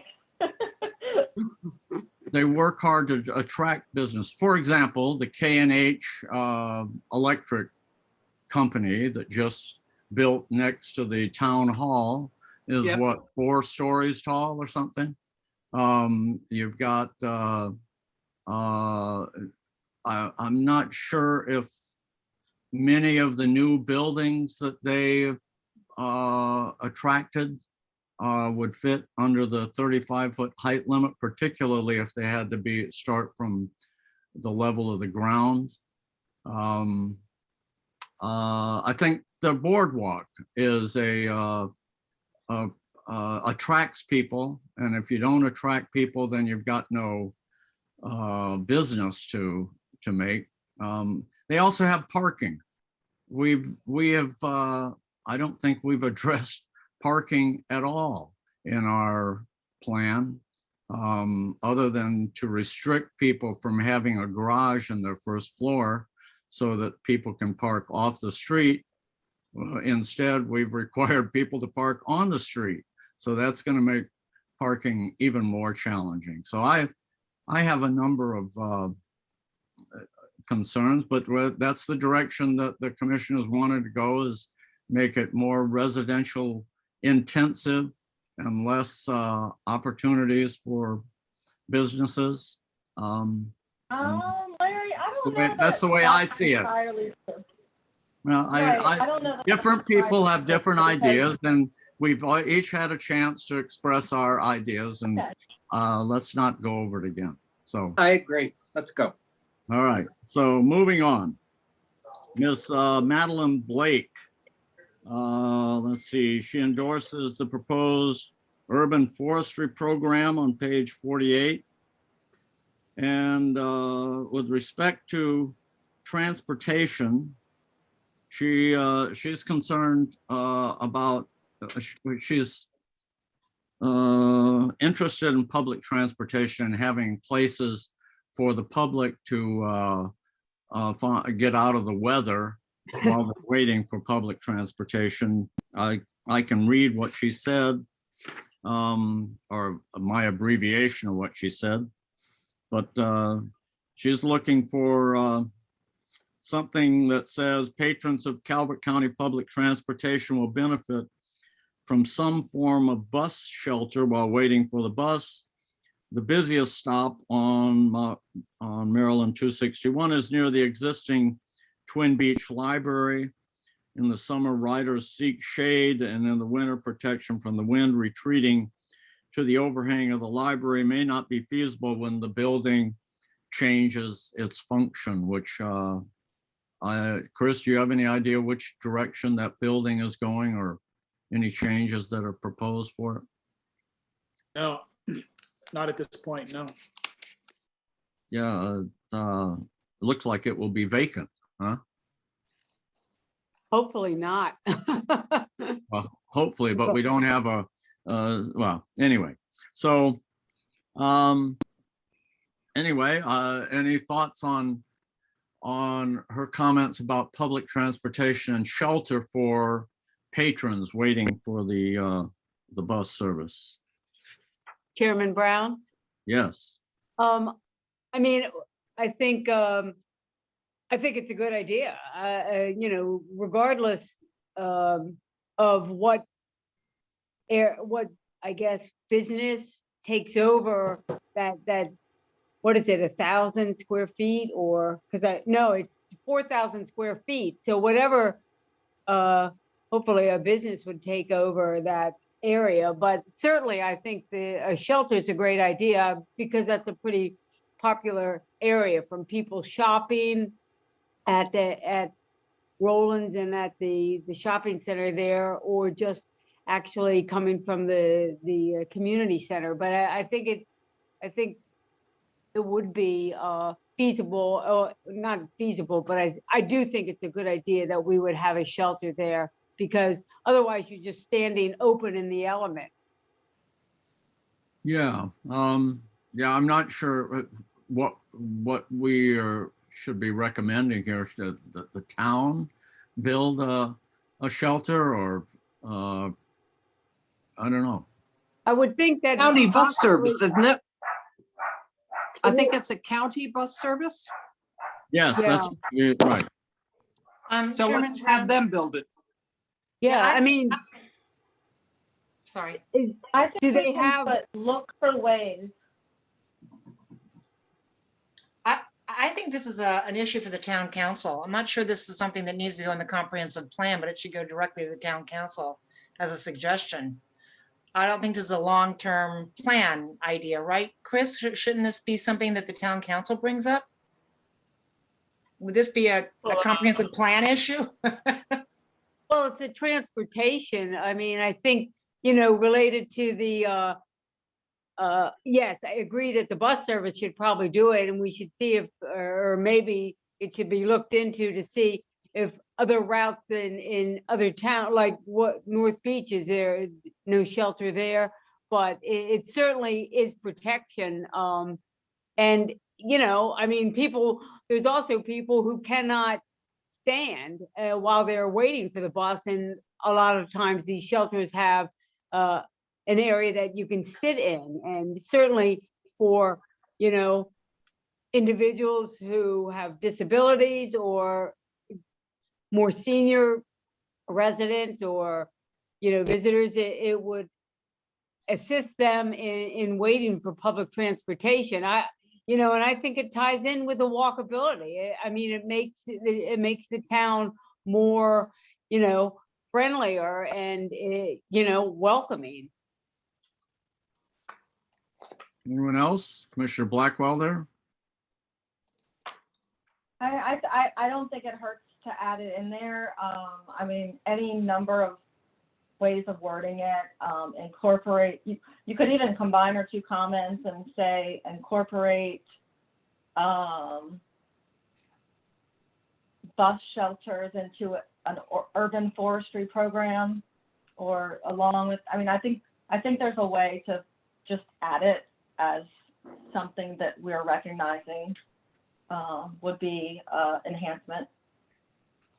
Chris, you have any problem with that, or ideas on how we could add that Yeah, information in? yeah, it is rather a detailed thing, but it doesn't have to be drafted in a way that's so detailed. We do have a thing, a recommendation about transit, and I think adding it to that recommendation, we have coordinate with Calvert County to ensure continued transit and paratransit. And I think in that paragraph, in response to Ms. Blake's comments, I think we could say, and to promote amenities that make it easier and more convenient to use the system, including bus shelters at busy stops, something to that effect. I think we should honor the comment, and there's a need for that. So yeah, I would add it right to the existing paragraph that we have on page 98. Okay, great. I agree with you that, I mean, it's an essential part of public transportation. If you don't have some place to stand out of the weather, I don't know if any of you take the bus into DC that Maryland provides, Yeah. but there is no shelter in North Beach for the people to wait there, and You it would sit in be. your car.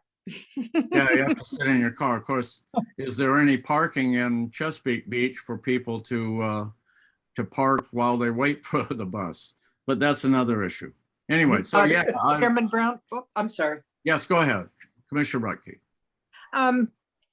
This bus stop and the bus transportation, the car issue, I don't think is quite as much of an issue as you might think. Many people that take that bus have no cars, and it would also support seniors who are no longer driving. So I think it's a terrific idea. The shelter? Yeah, well, Yes. the No, shelter. I agree. Yes. Yeah, I yeah. agree. But just, my wife goes into DC once a week and she drives her car down to North Beach and then waits in the car until the Right. until the bus comes. Anyway, okay, I think we've disposed of that. And now we're back to Miss Alexander and her, the comment on sustainable gardening. Commissioner Greengold, you took that up. You want to? Leave. Well, I think that some of her comments are also part of the motion that or the comments about the Brownies Beach protection. And I guess if we could include some of the issues that she's bringing up as well about Randall Cliffs, but Randall Cliffs should also have been brought into the Brownies Beach. I think it was, wasn't it, when we talked about Dr. Rasmussen's comments? Yes. He did not include Randolph's Cliffs, but we probably should. Randall. I'm sorry, Randall Cliffs. Randall Cliffs. Shouldn't we have included that in the Brownies Beach, or should that be a separate one altogether? But I think that's a good idea to have also surveys and perhaps a plan, a master plan to determine how we're going to be utilizing or using or purchasing that whole Randall Cliffs area. Do we already have that? We had something about it, Chris, in the Ms. plan. Crowder had a statement about vegetation, trees, structured plan to eliminate invasive plant species. Maybe merging Ms. Crowder's statement with the first Yeah. bullet under Ms. Alexander's. Right. And then, as Commissioner Greengold suggests, including Randall Cliffs in the Ken Rasmussen statement. I mean, they are adjacent to each other, but a mention of Randall Cliffs may add to that, merge the two. I agree with that. Any other thoughts? Good Well, idea. I Yeah. agree with that. Yeah, I like the idea of adding Randall Cliff to Mr. Rasmussen's wording. Well, I tell you, the public has put forward some good suggestions. All right, so on to Mr. Foltz. Lord. That, He had nothing to do with it. all right, Okay, I made a muting error once again. All right. His comment is comprehensive plan as a vision and planning document is too specific about land use categories in both residential and commercial areas, which will likely inhibit creative solutions to the themes that we expressed on page 9. Anyway, that's my condensing of his 4-page letter into one sentence. Well but, done. But not so fast. Then he has a number of bullets here, specific suggestions on pages in the plan that he wanted to go through. So in section 3, municipal growth, page 19 states that routes 260 and 261 require traffic solutions and adding additional pressure to existing infrastructure and expansive commercial intensification, unquote, will burden parking. He suggests providing the studies that support the comment that essentially future use traffic on 260 and 261 will cause further burden the streets and the parking in that area. So do we have any studies that support that? Do we have any studies based on what was recently approved? Well, we have studies don't of have any what the studies. traffic patterns were in the past, but what we've Right. said in the plan is that adding additional pressure, or I should say routes 260 and 261 require traffic solutions. I'm not sure if we've, I don't think we've said what those solutions would be or suggested solutions, but Well, that The traffic patterns will add pressure to the existing infrastructure and expansive commercial intensification. And he's asking if we have studies about that, because I think in his letter he says he was chairman of the Planning and Zoning Commission, for those that don't know, when the rod and reel plan was approved, and they had quite a few studies for traffic and parking, et cetera. And there were hearings held on that, and he's saying he thought those studies were pretty thorough. They looked at what the projected impacts would be. So for us to be saying that it will challenge the future, he's asking what studies we're basing that on. So I would ask former Chairman Foltz, first of all, even though I had to, approve a revision on that development at the Rod and Reel, I was not furnished with any of the plans. The revision that we did review did not have any capacity information of any of the commercial spaces, and therefore none of that data contributed to any study. The 2010 plan cites several areas on Route 261 that cannot be expanded. It mentions peak and non-peak traffic and various concerns dealing with traffic. And the truth is, I don't think we know what that Rod and Reel development is going to bring, because the approval processes were unthorough.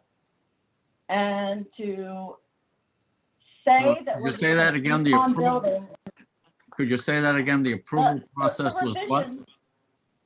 The site plans provided for the revision process were incomplete, and they did not have information. We did not do a traffic study based on the extra 14 hotel rooms. We did not do a traffic study based on the doubling of the size of the game room. I don't know what studies were done on the first Rod and Reel approval, because I wasn't furnished the plans. So, Well, and then just I don't so know any why- listener understands that at the time it was approved, you were not a member of the commission, correct?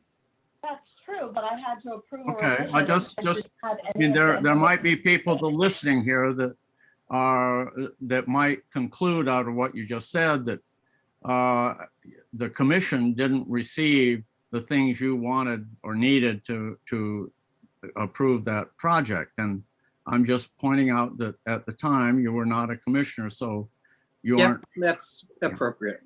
That's Okay. true. We have since revised the plan and revised the capacity of the building, and we do not have a traffic study. And the only reason that that comment is in there, because we insisted on including a traffic study in our plan that represented a time that covered COVID and a time that covered a period where that building was under construction. So my comment is, why is there a traffic study in our plan at all? You're asking the question? Yeah, let's just remove traffic studies, keep it as a condition of development, and let's not make decisions on information that we don't have. Let's require the information to be current. Is this a proposal you're making? It's a comment at this point. I mean, at this point, I'm we're not pushing sure. this stuff through, and I mean, sure, I'll make a motion to change the entire wording of that paragraph and remove all references to traffic studies and continue to require them as a condition of development as is required in our zoning code. We don't need a traffic study to be part of our comprehensive plan, certainly not one that was taken during COVID. Well, I'm not suggesting one. It sounds like you're suggesting one. I'm just trying to understand what the. No. Well, there is one. There is a traffic study in our comprehensive plan. Chairman Brown, Yes, Commissioner Baralt.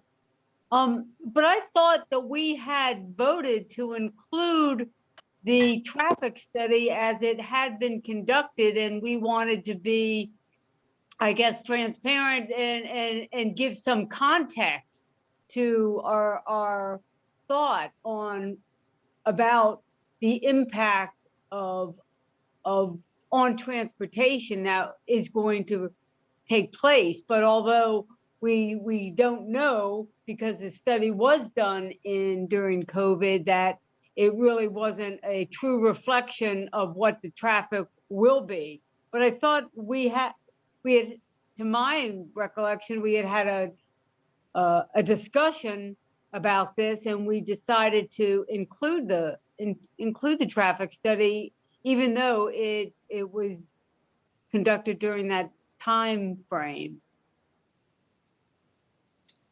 Okay. And before the rod and rail was built, or it's still not built. All right. Mr. Commissioner Sh- Lipke, Mr. did you have Chairman, a comment?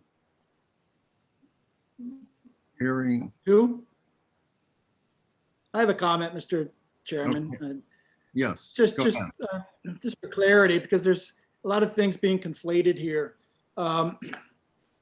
When the rod and reel development was approved, the Planning Commission did a thorough job. I was proud of how thorough they did and what they required of the traffic engineer. In fact, they sent him back and required him to do supplemental studies. They did work that was very responsive. And I think you, as members, if you knew what they did, would be proud of them. And the study confirmed that the rod and reel project, in combination with the bridge and the restructuring of that intersection, would have no negative impact on traffic flow. In fact, conditions out there today on 261 are far superior than they were prior to these structural improvements at the intersection. And the project revisions have no material impact on the traffic study. And I attested to that effect. It's just a fact that it takes a lot of development and a lot of development of different development types to really have a meaningful impact on the congestion that we experience as we use local roads. The fact is that the study that was done showed that there wouldn't be congestion as a result of the rod and reel redevelopment. And that's a fact. And the study was done. It was approved by the town. It was reviewed by the State Highway Administration and the town engineer. And anyway, I just wanted to, and I said that previously in response to these types of comments, maybe a year ago, but I think it stands repeating that the Planning Commission did its job with respect to the traffic study. The other issue of traffic is the data that the State Highway Administration maintains and its annual traffic counts. And we included the annual traffic counts in this plan, just like we had in the previous plan. And they show that despite a substantial amount of residential development, the actual traffic on the local roadways, 260 and 261, increased marginally. And that's just what the data is showing us. And we could say, oh, but they didn't incorporate the downturn in the economy coming out about, through COVID or the lack of traffic. But if you look at the years 2018, 2019 leading up to the COVID, the numbers are pretty much the same as 2020. There's no falling off there. And the fact is that this is something that's happened throughout. This is not just Calvert County centric or Chesapeake Beach centric. Vehicle trips have not increased at the rate that everybody thought they would. And that's a positive thing. We should celebrate that because it provides us more space now to accommodate pedestrianism and biking and walking. That's the key. So we're fortunately, despite the growth and development, the state's highway system has not collapsed and let us down.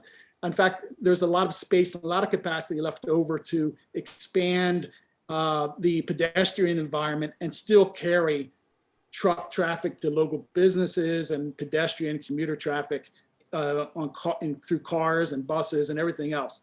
So in terms of traffic capacity, it's a very positive thing that we're sitting in a very good situation. We're not dealing with the congestion that other towns are dealing with. And because there's very little to no residential growth projected in the plan, it's likely that the capacity in our highway system will be more than adequate for the long term. So I think Mr. Foltz's comments are more sort of rhetorical, sort of challenging us about how we phrase these paragraphs. And, point well taken, Mr. Foltz, but this is what the Planning Commission decided to write. And until one of the members wants to revise it, I think that's how it's going to read, right? You're correct, Chris. Yes. But I think what he was pointing out is that that entire paragraph suggests that we're in a lot of trouble and that there's solutions are necessary and we've got to fix things. And he wonders what that's based upon, and I suspect anybody reading that paragraph would have the same question. And that's why I Yeah, advised I don't against it a think- while ago, and still don't think it's good. But I think it's an expression of the Planning Commission's concerns and values. It's less of an expression of fact and detail. It's more of, it reads like a concern of or fear of possible consequences. And it is what it is. It's not as original drafted it, of course. So. Okay, well, what he asked was, he suggested providing the studies that support the comment. There are none, if I understand it. There are none. And so it's just the way the commission feels. And so Right. we can answer his question that we looked at the studies that were available and made a judgment call that this was the direction that needed to be taken to look hard at this and make sure problems don't develop. Right. Okay, so any other comments? Okay, hearing none, the second bullet is restrictions discussed on page 23 are too restrictive. Maybe before I finish that sentence, if you've read his entire letter, as is available to the public for any public listening, he is quite complimentary on the work that's been done on this plan. And what I've condensed this down into is his criticisms so that we can address those. I didn't include all the patting us on the back for the things that have been done. So anybody listening should understand that these are basically the things that I think he might ask us to change or address in the plan. Restrictions discussed on page 23 are too restrictive. Residential development near the maritime commercial zone potentially reduces vehicle and parking issues by increasing walkability.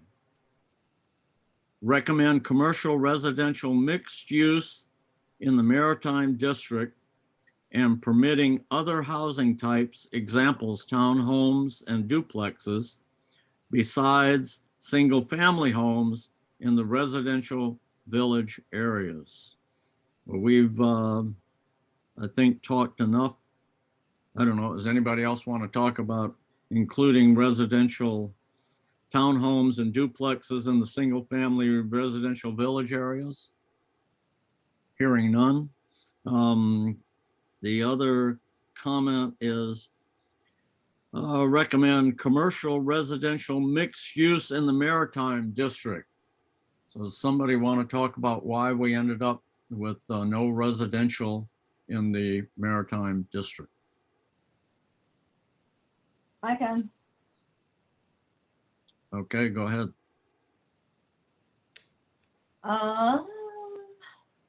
So the Maritime District and the Town Center District, that whole area from its conception, was originally zoned commercial.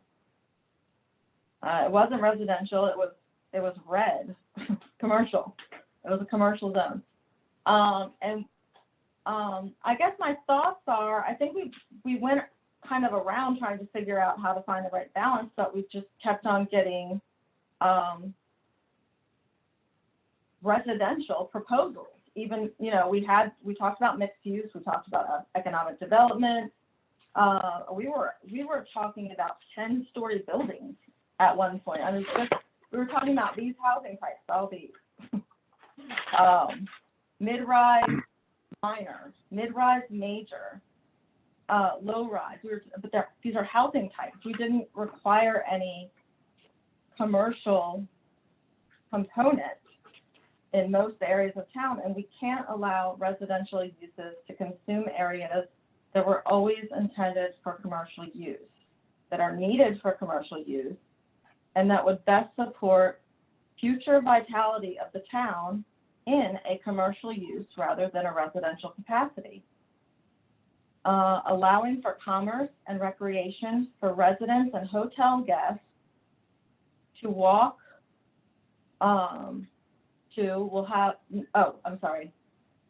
allowing the Maritime and Town Center area to essentially become a neighborhood rather than a vibrant center for commerce and recreation for residents and hotel guests to walk to will have a deteriorating effect on the town.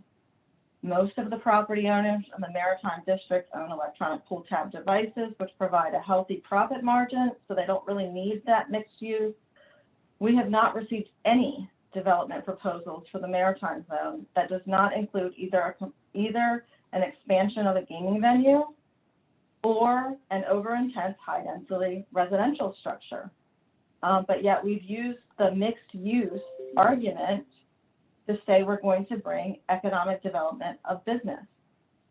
The smart growth component that has been missing from the development proposals that have been submitted under our current code is a commercial component to serve the residential community and visitors. Hotel guest reviews also cite disappointment in the commercial offerings within our town. Since residential development surrounds the Maritime and Town Center areas already, rezoning these areas for commercial use will have the effect of ensuring that these areas evolve in a mixed-use pattern. This commission has not been presented with code or policy to review that would facilitate a single structure, single plat mixed-use scenario in which commercial land use and walkability are prioritized in an optimal balance with residential use, or one in which residential density was limited in a manner that would allow for peaceful enjoyment of the town by current residents and visitors. And just to kind of ad-lib, that was stuff I wrote, but we talk about needing parking, but then we are counterintuitive because we talk about just cramming certain properties with the maximum density you can possibly have by adding a parking garage. So now you just have more people in the same space. And I think that we just need to recognize that we need to choose in some cases. We can't develop every single parcel to its maximum capacity, and we need commercial areas in town. And there's great studies that we never have talked about that talk about how paths and recreation and outdoor entertainment, ecotourism, that is an economic development multiplier, and we need room in our town center to let people enjoy those aspects of our town, which only we have. And instead, we keep talking about piling our town full of more and more housing, and I don't understand why we do that. Because we do have a variety of housing. Everybody wants economic development to serve residents. We have fun residents that would like to go out. But if you crowd the town center with housing, especially, there's not going to be room for people to enjoy it. There's not going to be anywhere for ride and rail guests to go other than their pull tab device. And I just think we need an economic center of town, and crowding it with residents doesn't make sense. If we could come up with a mixed use type of scenario and code and setbacks and, you know, all the complicated things when we do this flood plan that would allow for a limited amount of residents, that wouldn't cause us to pay too much money to support high intensity development in the flood zone, then we probably could come up with a win-win for every single person, everybody, all the residents, all the businesses. But we keep pushing towards this high density housing. And so now we have the scenario where you know, we don't want to go in that direction. So right now we have a very conservative plan, and that's true. But we can still do a lot of economic development just by enhancing our amenities. And we're only at Commissioner Rutke, I'm sorry, did I interrupt you, Commissioner Blackwell? There? No, that's okay. Thank you for letting me speak so long. Go ahead, Jim. Commissioner Rutke, I hate to say it, but I don't remember the question. yeah, it got buried, I think, in Lori, the statement. But Hi. the question is allowing residential in the Maritime District so that it's, I would say, a more mixed use area. I didn't do a very good job, I think, of, as I read through this, I would suggest you take a look at Mr. Foltz's 4-page letter. But he talks about, he says, well, don't you want the people living near the places where they work so they don't have to drive their car and increase the parking challenges where in the place where they work? And so having a mixed residential and commercial in the maritime zone would allow the people that are working at those shops or businesses that develop there more opportunity to, fewer traffic problems and challenges.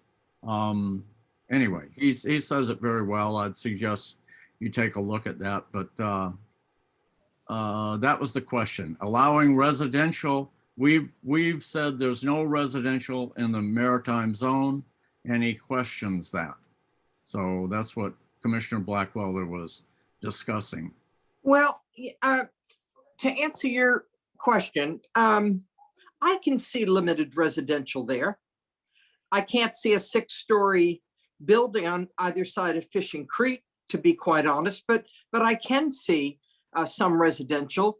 And I think that kind of delivers some extra energy to the area for the commercial businesses as well. You know, it's kind of, well, the word just escaped me, but they work together, I think. I wouldn't want it to be real dense, as I said before, but I sure can see some.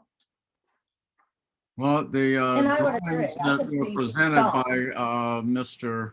Jakubiak showed two level places with commercial on the first floor and residential on the second floor, and we rejected that, as I recall. When Well, did that maybe have we two need to levels? relook at it. So anyone else? Commissioner Blackwell, you've spoken for a while. Let someone else have the floor. The other concern I have is the sensitive environmental areas that we have around Fishing Creek. We've got flood zones down there. We've got flooding, which never is a good idea to put residential areas in a flooding area. And of course, I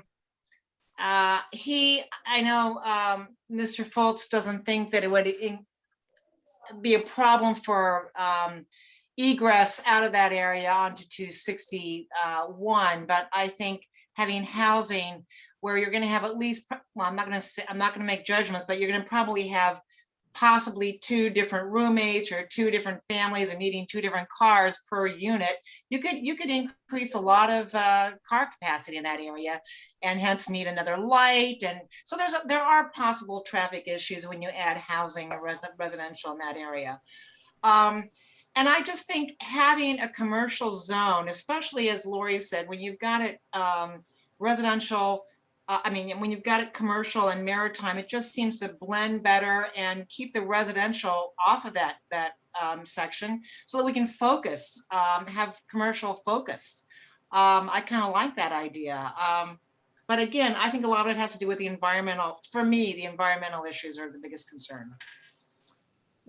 Commissioner Brault, have you spoken on this? No, I have not. Well, I guess I'm thinking of your comment, Chairman Brown, about such finite, there's no economic development. And I think that certainly if that whole area has it's residential, then there isn't any opportunity for growth in the commercial and maritime area there. And I think it's probably better to keep it commercial and maritime rather than just limiting it to residential, even if it's a finite amount of residences. I think it's,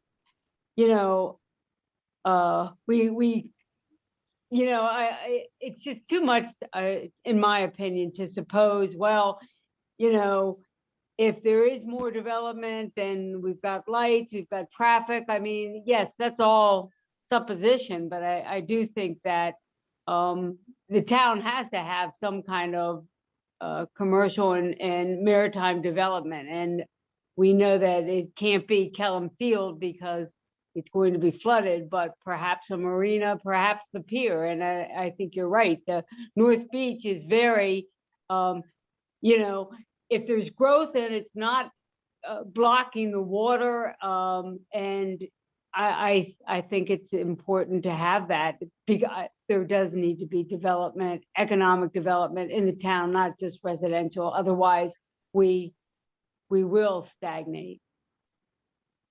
Okay, Commissioner Blackwelder, did you want the floor again? No, I think I've said all I need. I made my point, I think. Okay, so if there is no further action suggested for this bullet, we'll move on to the next one, which is simple. He recommends adding Windy Hill Elementary School to the two-town side-by-side section, a reference to the second elementary school that we have here in this area. I don't see any problem with that. Anybody question that? No. Okay. It is almost 9:30, and as I've tried to promise everyone that we would complete by 9, I will make a motion to adjourn until next month. Do I have a second for that? Oh, yes, you do. But you I don't have mean- to vote. Yes, sir. Yes, sir, Mr. Chairman, sir. Okay, Can we have a discussion on that before we vote? yeah. Is there any way that we could just try and finish this up and complete this so we don't have to, because a lot of times when we carry things over, we don't seem to necessarily get back to it, and then we can just complete this. Is there any way that we can do 15 more minutes and try and get through this? 2 more minutes, you think? 15 more minutes and try and get through this. Could we just make a limit to how much more time we will take on it? Or do you think it's going to take that much longer? I Well, think it'll be longer than 15 minutes. I'm sorry, Chairman. yeah, no, that's, I'm Well, whatever not you going got. anywhere. But I second your there are It sounds like we have a people, couple tired people. other people have jobs, I don't, so. So there is a motion, there a second, and wanted to amend for 15 more minutes. So you want to go till 9:45? I would just like to see if we can finish this off, just try and complete as much as we can, because we've only got one more meeting and then we have to, our moratorium is gonna come to a close. So I think we've got to get as much done tonight as we can. That's what my I concern don't is. think the moratorium closes in December. Well, but we've got to get the process going because it's coming, I think, how many more? I agree with you. We've got to get this done, but I just don't want to say the moratorium is driving it. Well, it we- is, well, okay. We'll finish. I mean, if you want to finish, we can vote it out tonight. All in favor of completing the work? Anyway, let's see. So moving ahead, has everybody read all of these? Yes. That's a dumb question. Nobody's going to admit they hadn't. Well, I'll read them, and if there's discussion, we'll discuss it. If not, we'll move on to the next one. Okay. So on page 74, Mr. Volt asks us to reconsider the second bullet and delete referring to piers and docks, because piers and docks undergo a rigorous permitting process, and substitute instead a different term than public safety, because he didn't think the piers, docks, coastal barriers, those kinds of things really related to public safety. They relate more to environmental protection or something. He didn't say what he thought would be better, but is there any discussion of that? Hearing none. I don't really. I'd like to change, actually, if there's no objection, because it makes sense to me and I read it. I had to read it a couple of times. If you delete piers and docks, et cetera, then the thing that is most important to us is bulkheads, seawalls, shoreline revetments, and structural flood devices. Those are the things.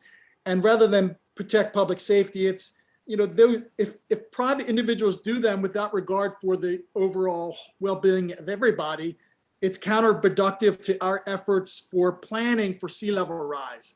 So that's the intent of that sentence. And I actually think it's a better statement than it was before. So I agree. if there's no objection, let me just change that, because I think it Okay. reads much better. It doesn't change the meaning of it in any policy standpoint, but Okay, ahead. I don't hear any objection, so let's do that. Go for it. Okay, let's see, page 78, provide an explanation of how the planned restrictive changes to the zoning districts is consistent with the statement, quote, restrictive zoning rules over time worsen affordability, unquote. Anybody want to comment on that? Hearing none. Page 79, what are the projections for the demand for affordability and workforce housing? And what is the plan for continuing to meet the better than average metrics that are mentioned in that statement? That kind of goes to what Commissioner Blackwelder is saying. She wants a study. You want to talk about that? You want the rest of our 15 minutes to talk about that, Commissioner Blackwelder? I don't. We're going to revisit the housing chapter, I hope, and align it better with our community. But I don't need to talk about it more tonight.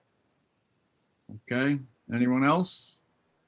Okay, hearing none.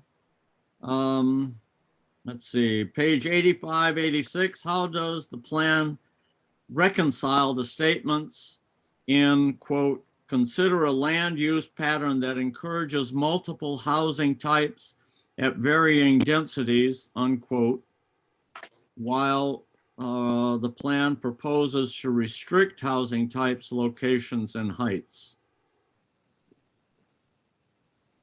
I can make a recommendation for that. Okay, go ahead.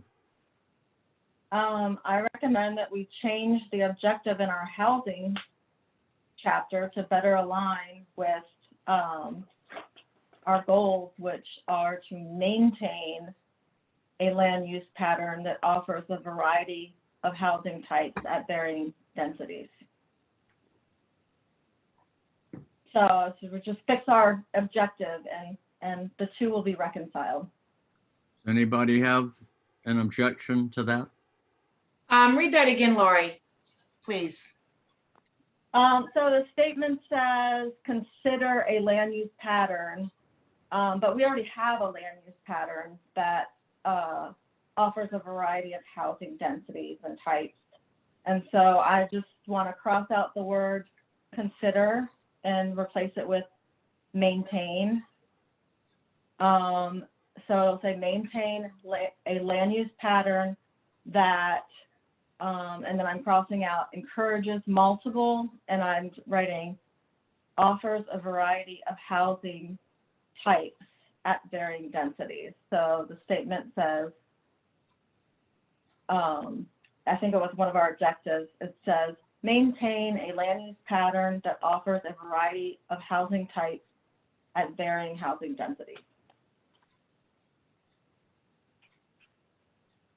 And so that just means we're not going to let, you know, our townhouses disappear in Councilman Pardick's neighborhood. We're not going to let them disappear in Middle Subdivision, but we're not going to go out and seek a whole lot of new ones either. It's kind of like we're going to keep an eye on ourselves and make sure we're doing our part.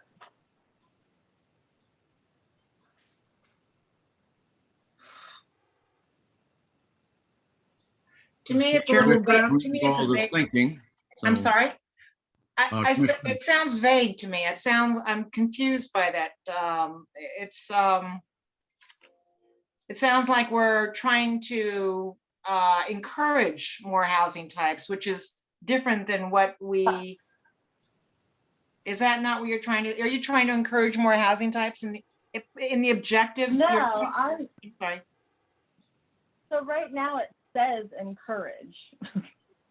That's what it says. Our goal is to Oh, so encourage. you're saying change So- the so objective what that's I'm in there. saying is, our goal is to maintain and to always do our part and, you know, to pull our weight.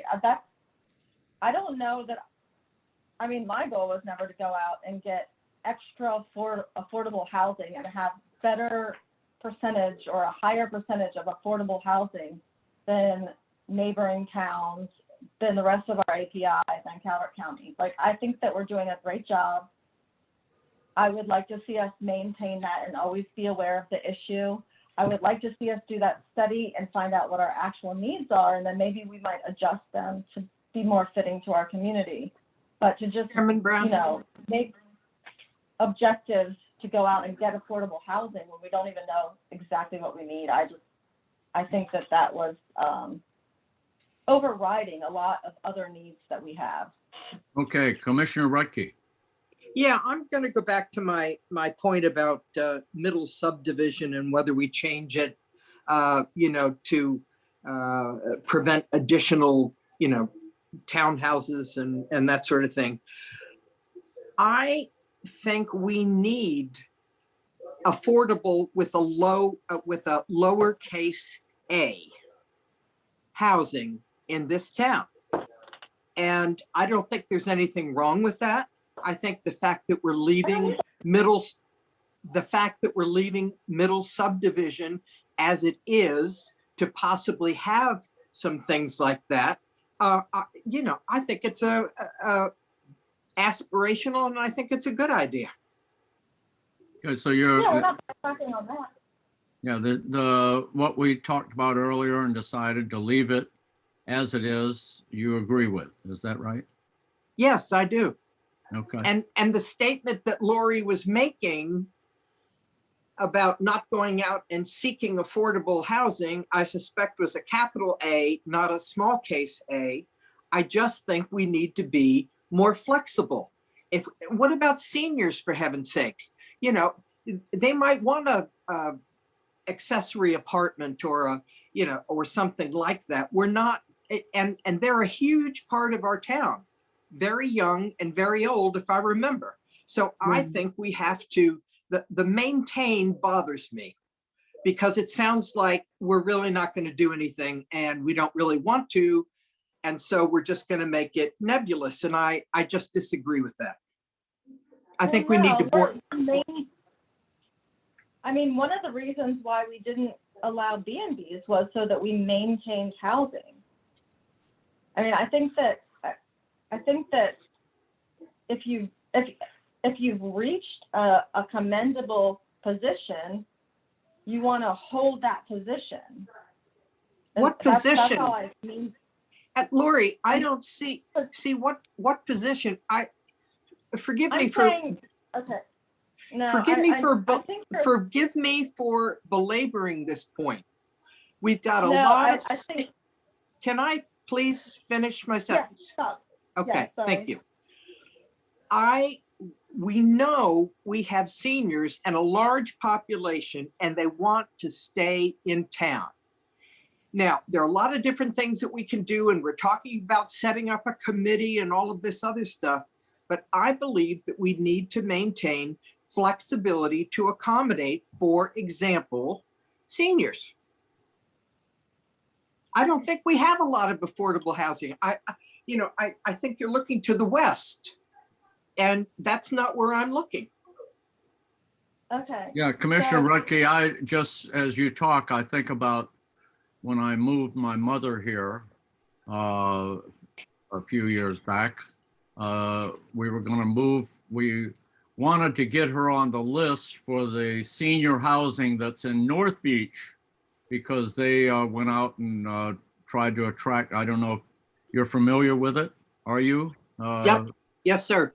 They have that nice affordable housing place. I saw the church was up there here this past week handing out food to those residents. Yep. But it's basically an apartment complex that seniors live in. And Yep. and I don't, frankly, I don't see in our plan where that would fit. No, as our Let me plan make is, clear.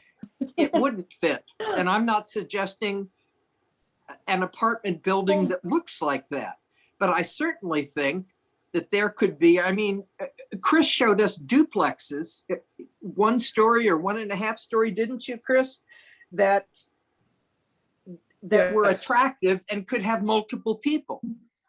I think we're being too black and white about this. I mean, myself. what is RV2? We have that in our plan. I thought that was the whole purpose of leaving an RV too. You wanted and an RV? Okay. Not the whole thing.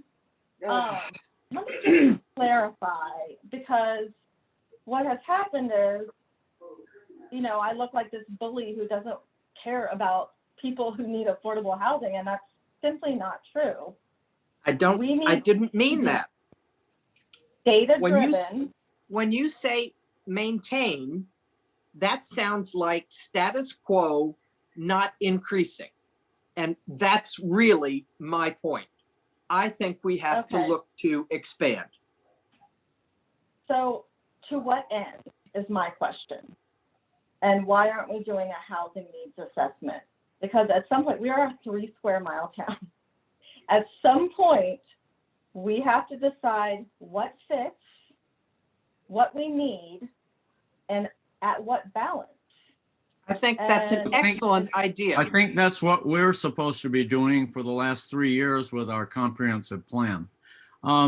Right. So But we it should have done doesn't that. go to the question which Mr. Foltz has asked, which is, how can you say on one hand to consider patterns that encourage multiple housing types, while on the other hand proposing restricting housing types, locations, and heights? That's Correct. what his concern is that we're talking out of both sides of our mouth. That's my concern too. Well, then we need to expand, or do one or the other. I would like to And revisit the. I know what you housing want. more, I have a pretty good I feel mean- for what you want, but Right? do we want to allow a pattern that encourages multiple housing types at varying densities? Do we want to We have open one. it up? And I don't think that's a question for Commissioner Blackwelder, because I think we know where you stand. The question is for the other commissioners. And so I think I will table that because we've run through our 15 minutes, although I know you'll be pleased to know that my dinner has arrived because I have help here. But yours hasn't. Let's see. Do you want to continue or terminate? We have the motion and we have the second. All we need is for people to say aye and we adjourn for the evening. I, Can I ask a question? No. Do we have Commissioner Rutke? You? No. wanna- I mean, yes, I want to, whatever the answer. I think, as you can tell, my brain is kind of muddled. I think we need to end this and come up fresh. Okay, Commissioner Baralt. I agree. I think it's going to be a longer time than we anticipate and that will limit any possible discussion and we won't be able to address the rest of these items. Commissioner Greengold. I will go along with the people that want to go. I took a nap, so I wanted to keep going tonight. But I'm good with what everybody else wants. I'll Commissioner go ahead and say Blackwelder. yes. Well, we'll close. I'm fine with adjourning, but I would like to ask a question. Okay, you will in a second, but let's do one thing at a time here. You want to adjourn or not? Can I adjourn after my question? No. I mean, you make it, It yes doesn't or matter, no. You no, want to no, adjourn or no. not? Huh? I mean, it's already, I'm already outnumbered, so I guess I don't get to ask my question. All right, so we're going to adjourn. Is that the consensus here? That's what it looks like, yeah. All right, so your question, go ahead. Oh, thank you. So is Chris gonna be addressing like some of the stuff from the technical edits, like adding the census data? Like, do we need to make a motion for Chris to add the current census data or? 'Cause What all is that? stuff, What does that relate to? Well, I mean, is that a well, suggestion it's like the. from one of the public? the- I'm, It's the agency comments, but because we're not gonna probably go over them for a while, like, I think like some of those things, especially like the ones that say suggested technical edits, like, I don't want us to just not work on those things. well, we voted at the beginning that Chris would incorporate editorial, technical, spelling changes. So if there are specific things in these from the state or the county that you think need to be addressed, just make sure we get to them. Because In the next the good meeting or news- the good news for you is that I am going on vacation in December and I will not be at the next meeting. So you get to chair the next meeting in December. And so you can Oh, have your way with Larry. the rest of the commissioners. Chairman Brown, what are you doing? Larry, I'm going on vacation. 'Cause I need it. I hear you, sister. Larry, we may have a problem with, I don't know if I can get on Zoom next month myself. I'm gonna have a problem that day because I should be. Well, you have to have 4 to have a quorum. Yeah, so if you is there any can't way we make can it- move them? Is there any way we can move the meeting so we can for sure have a quorum? Well, I tried to move the meeting 2 months ago and nobody would let me do it. So I don't know. What do you want? Well, to be earlier, like maybe in 3 more weeks. You mean like I mean, 3 no, I'm o'clock? sorry. I'm sorry, to have to be in 2 weeks. 3 to 10.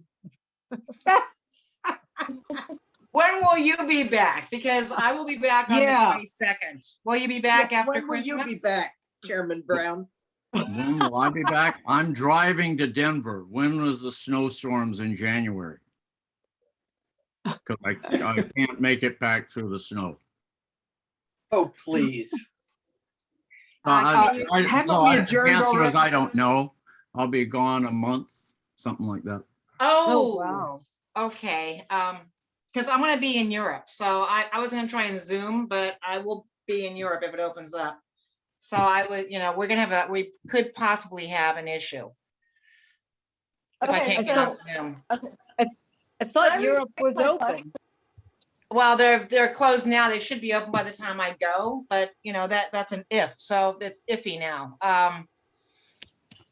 Isra, there's no other, when do you leave to go on your trip, if I might ask?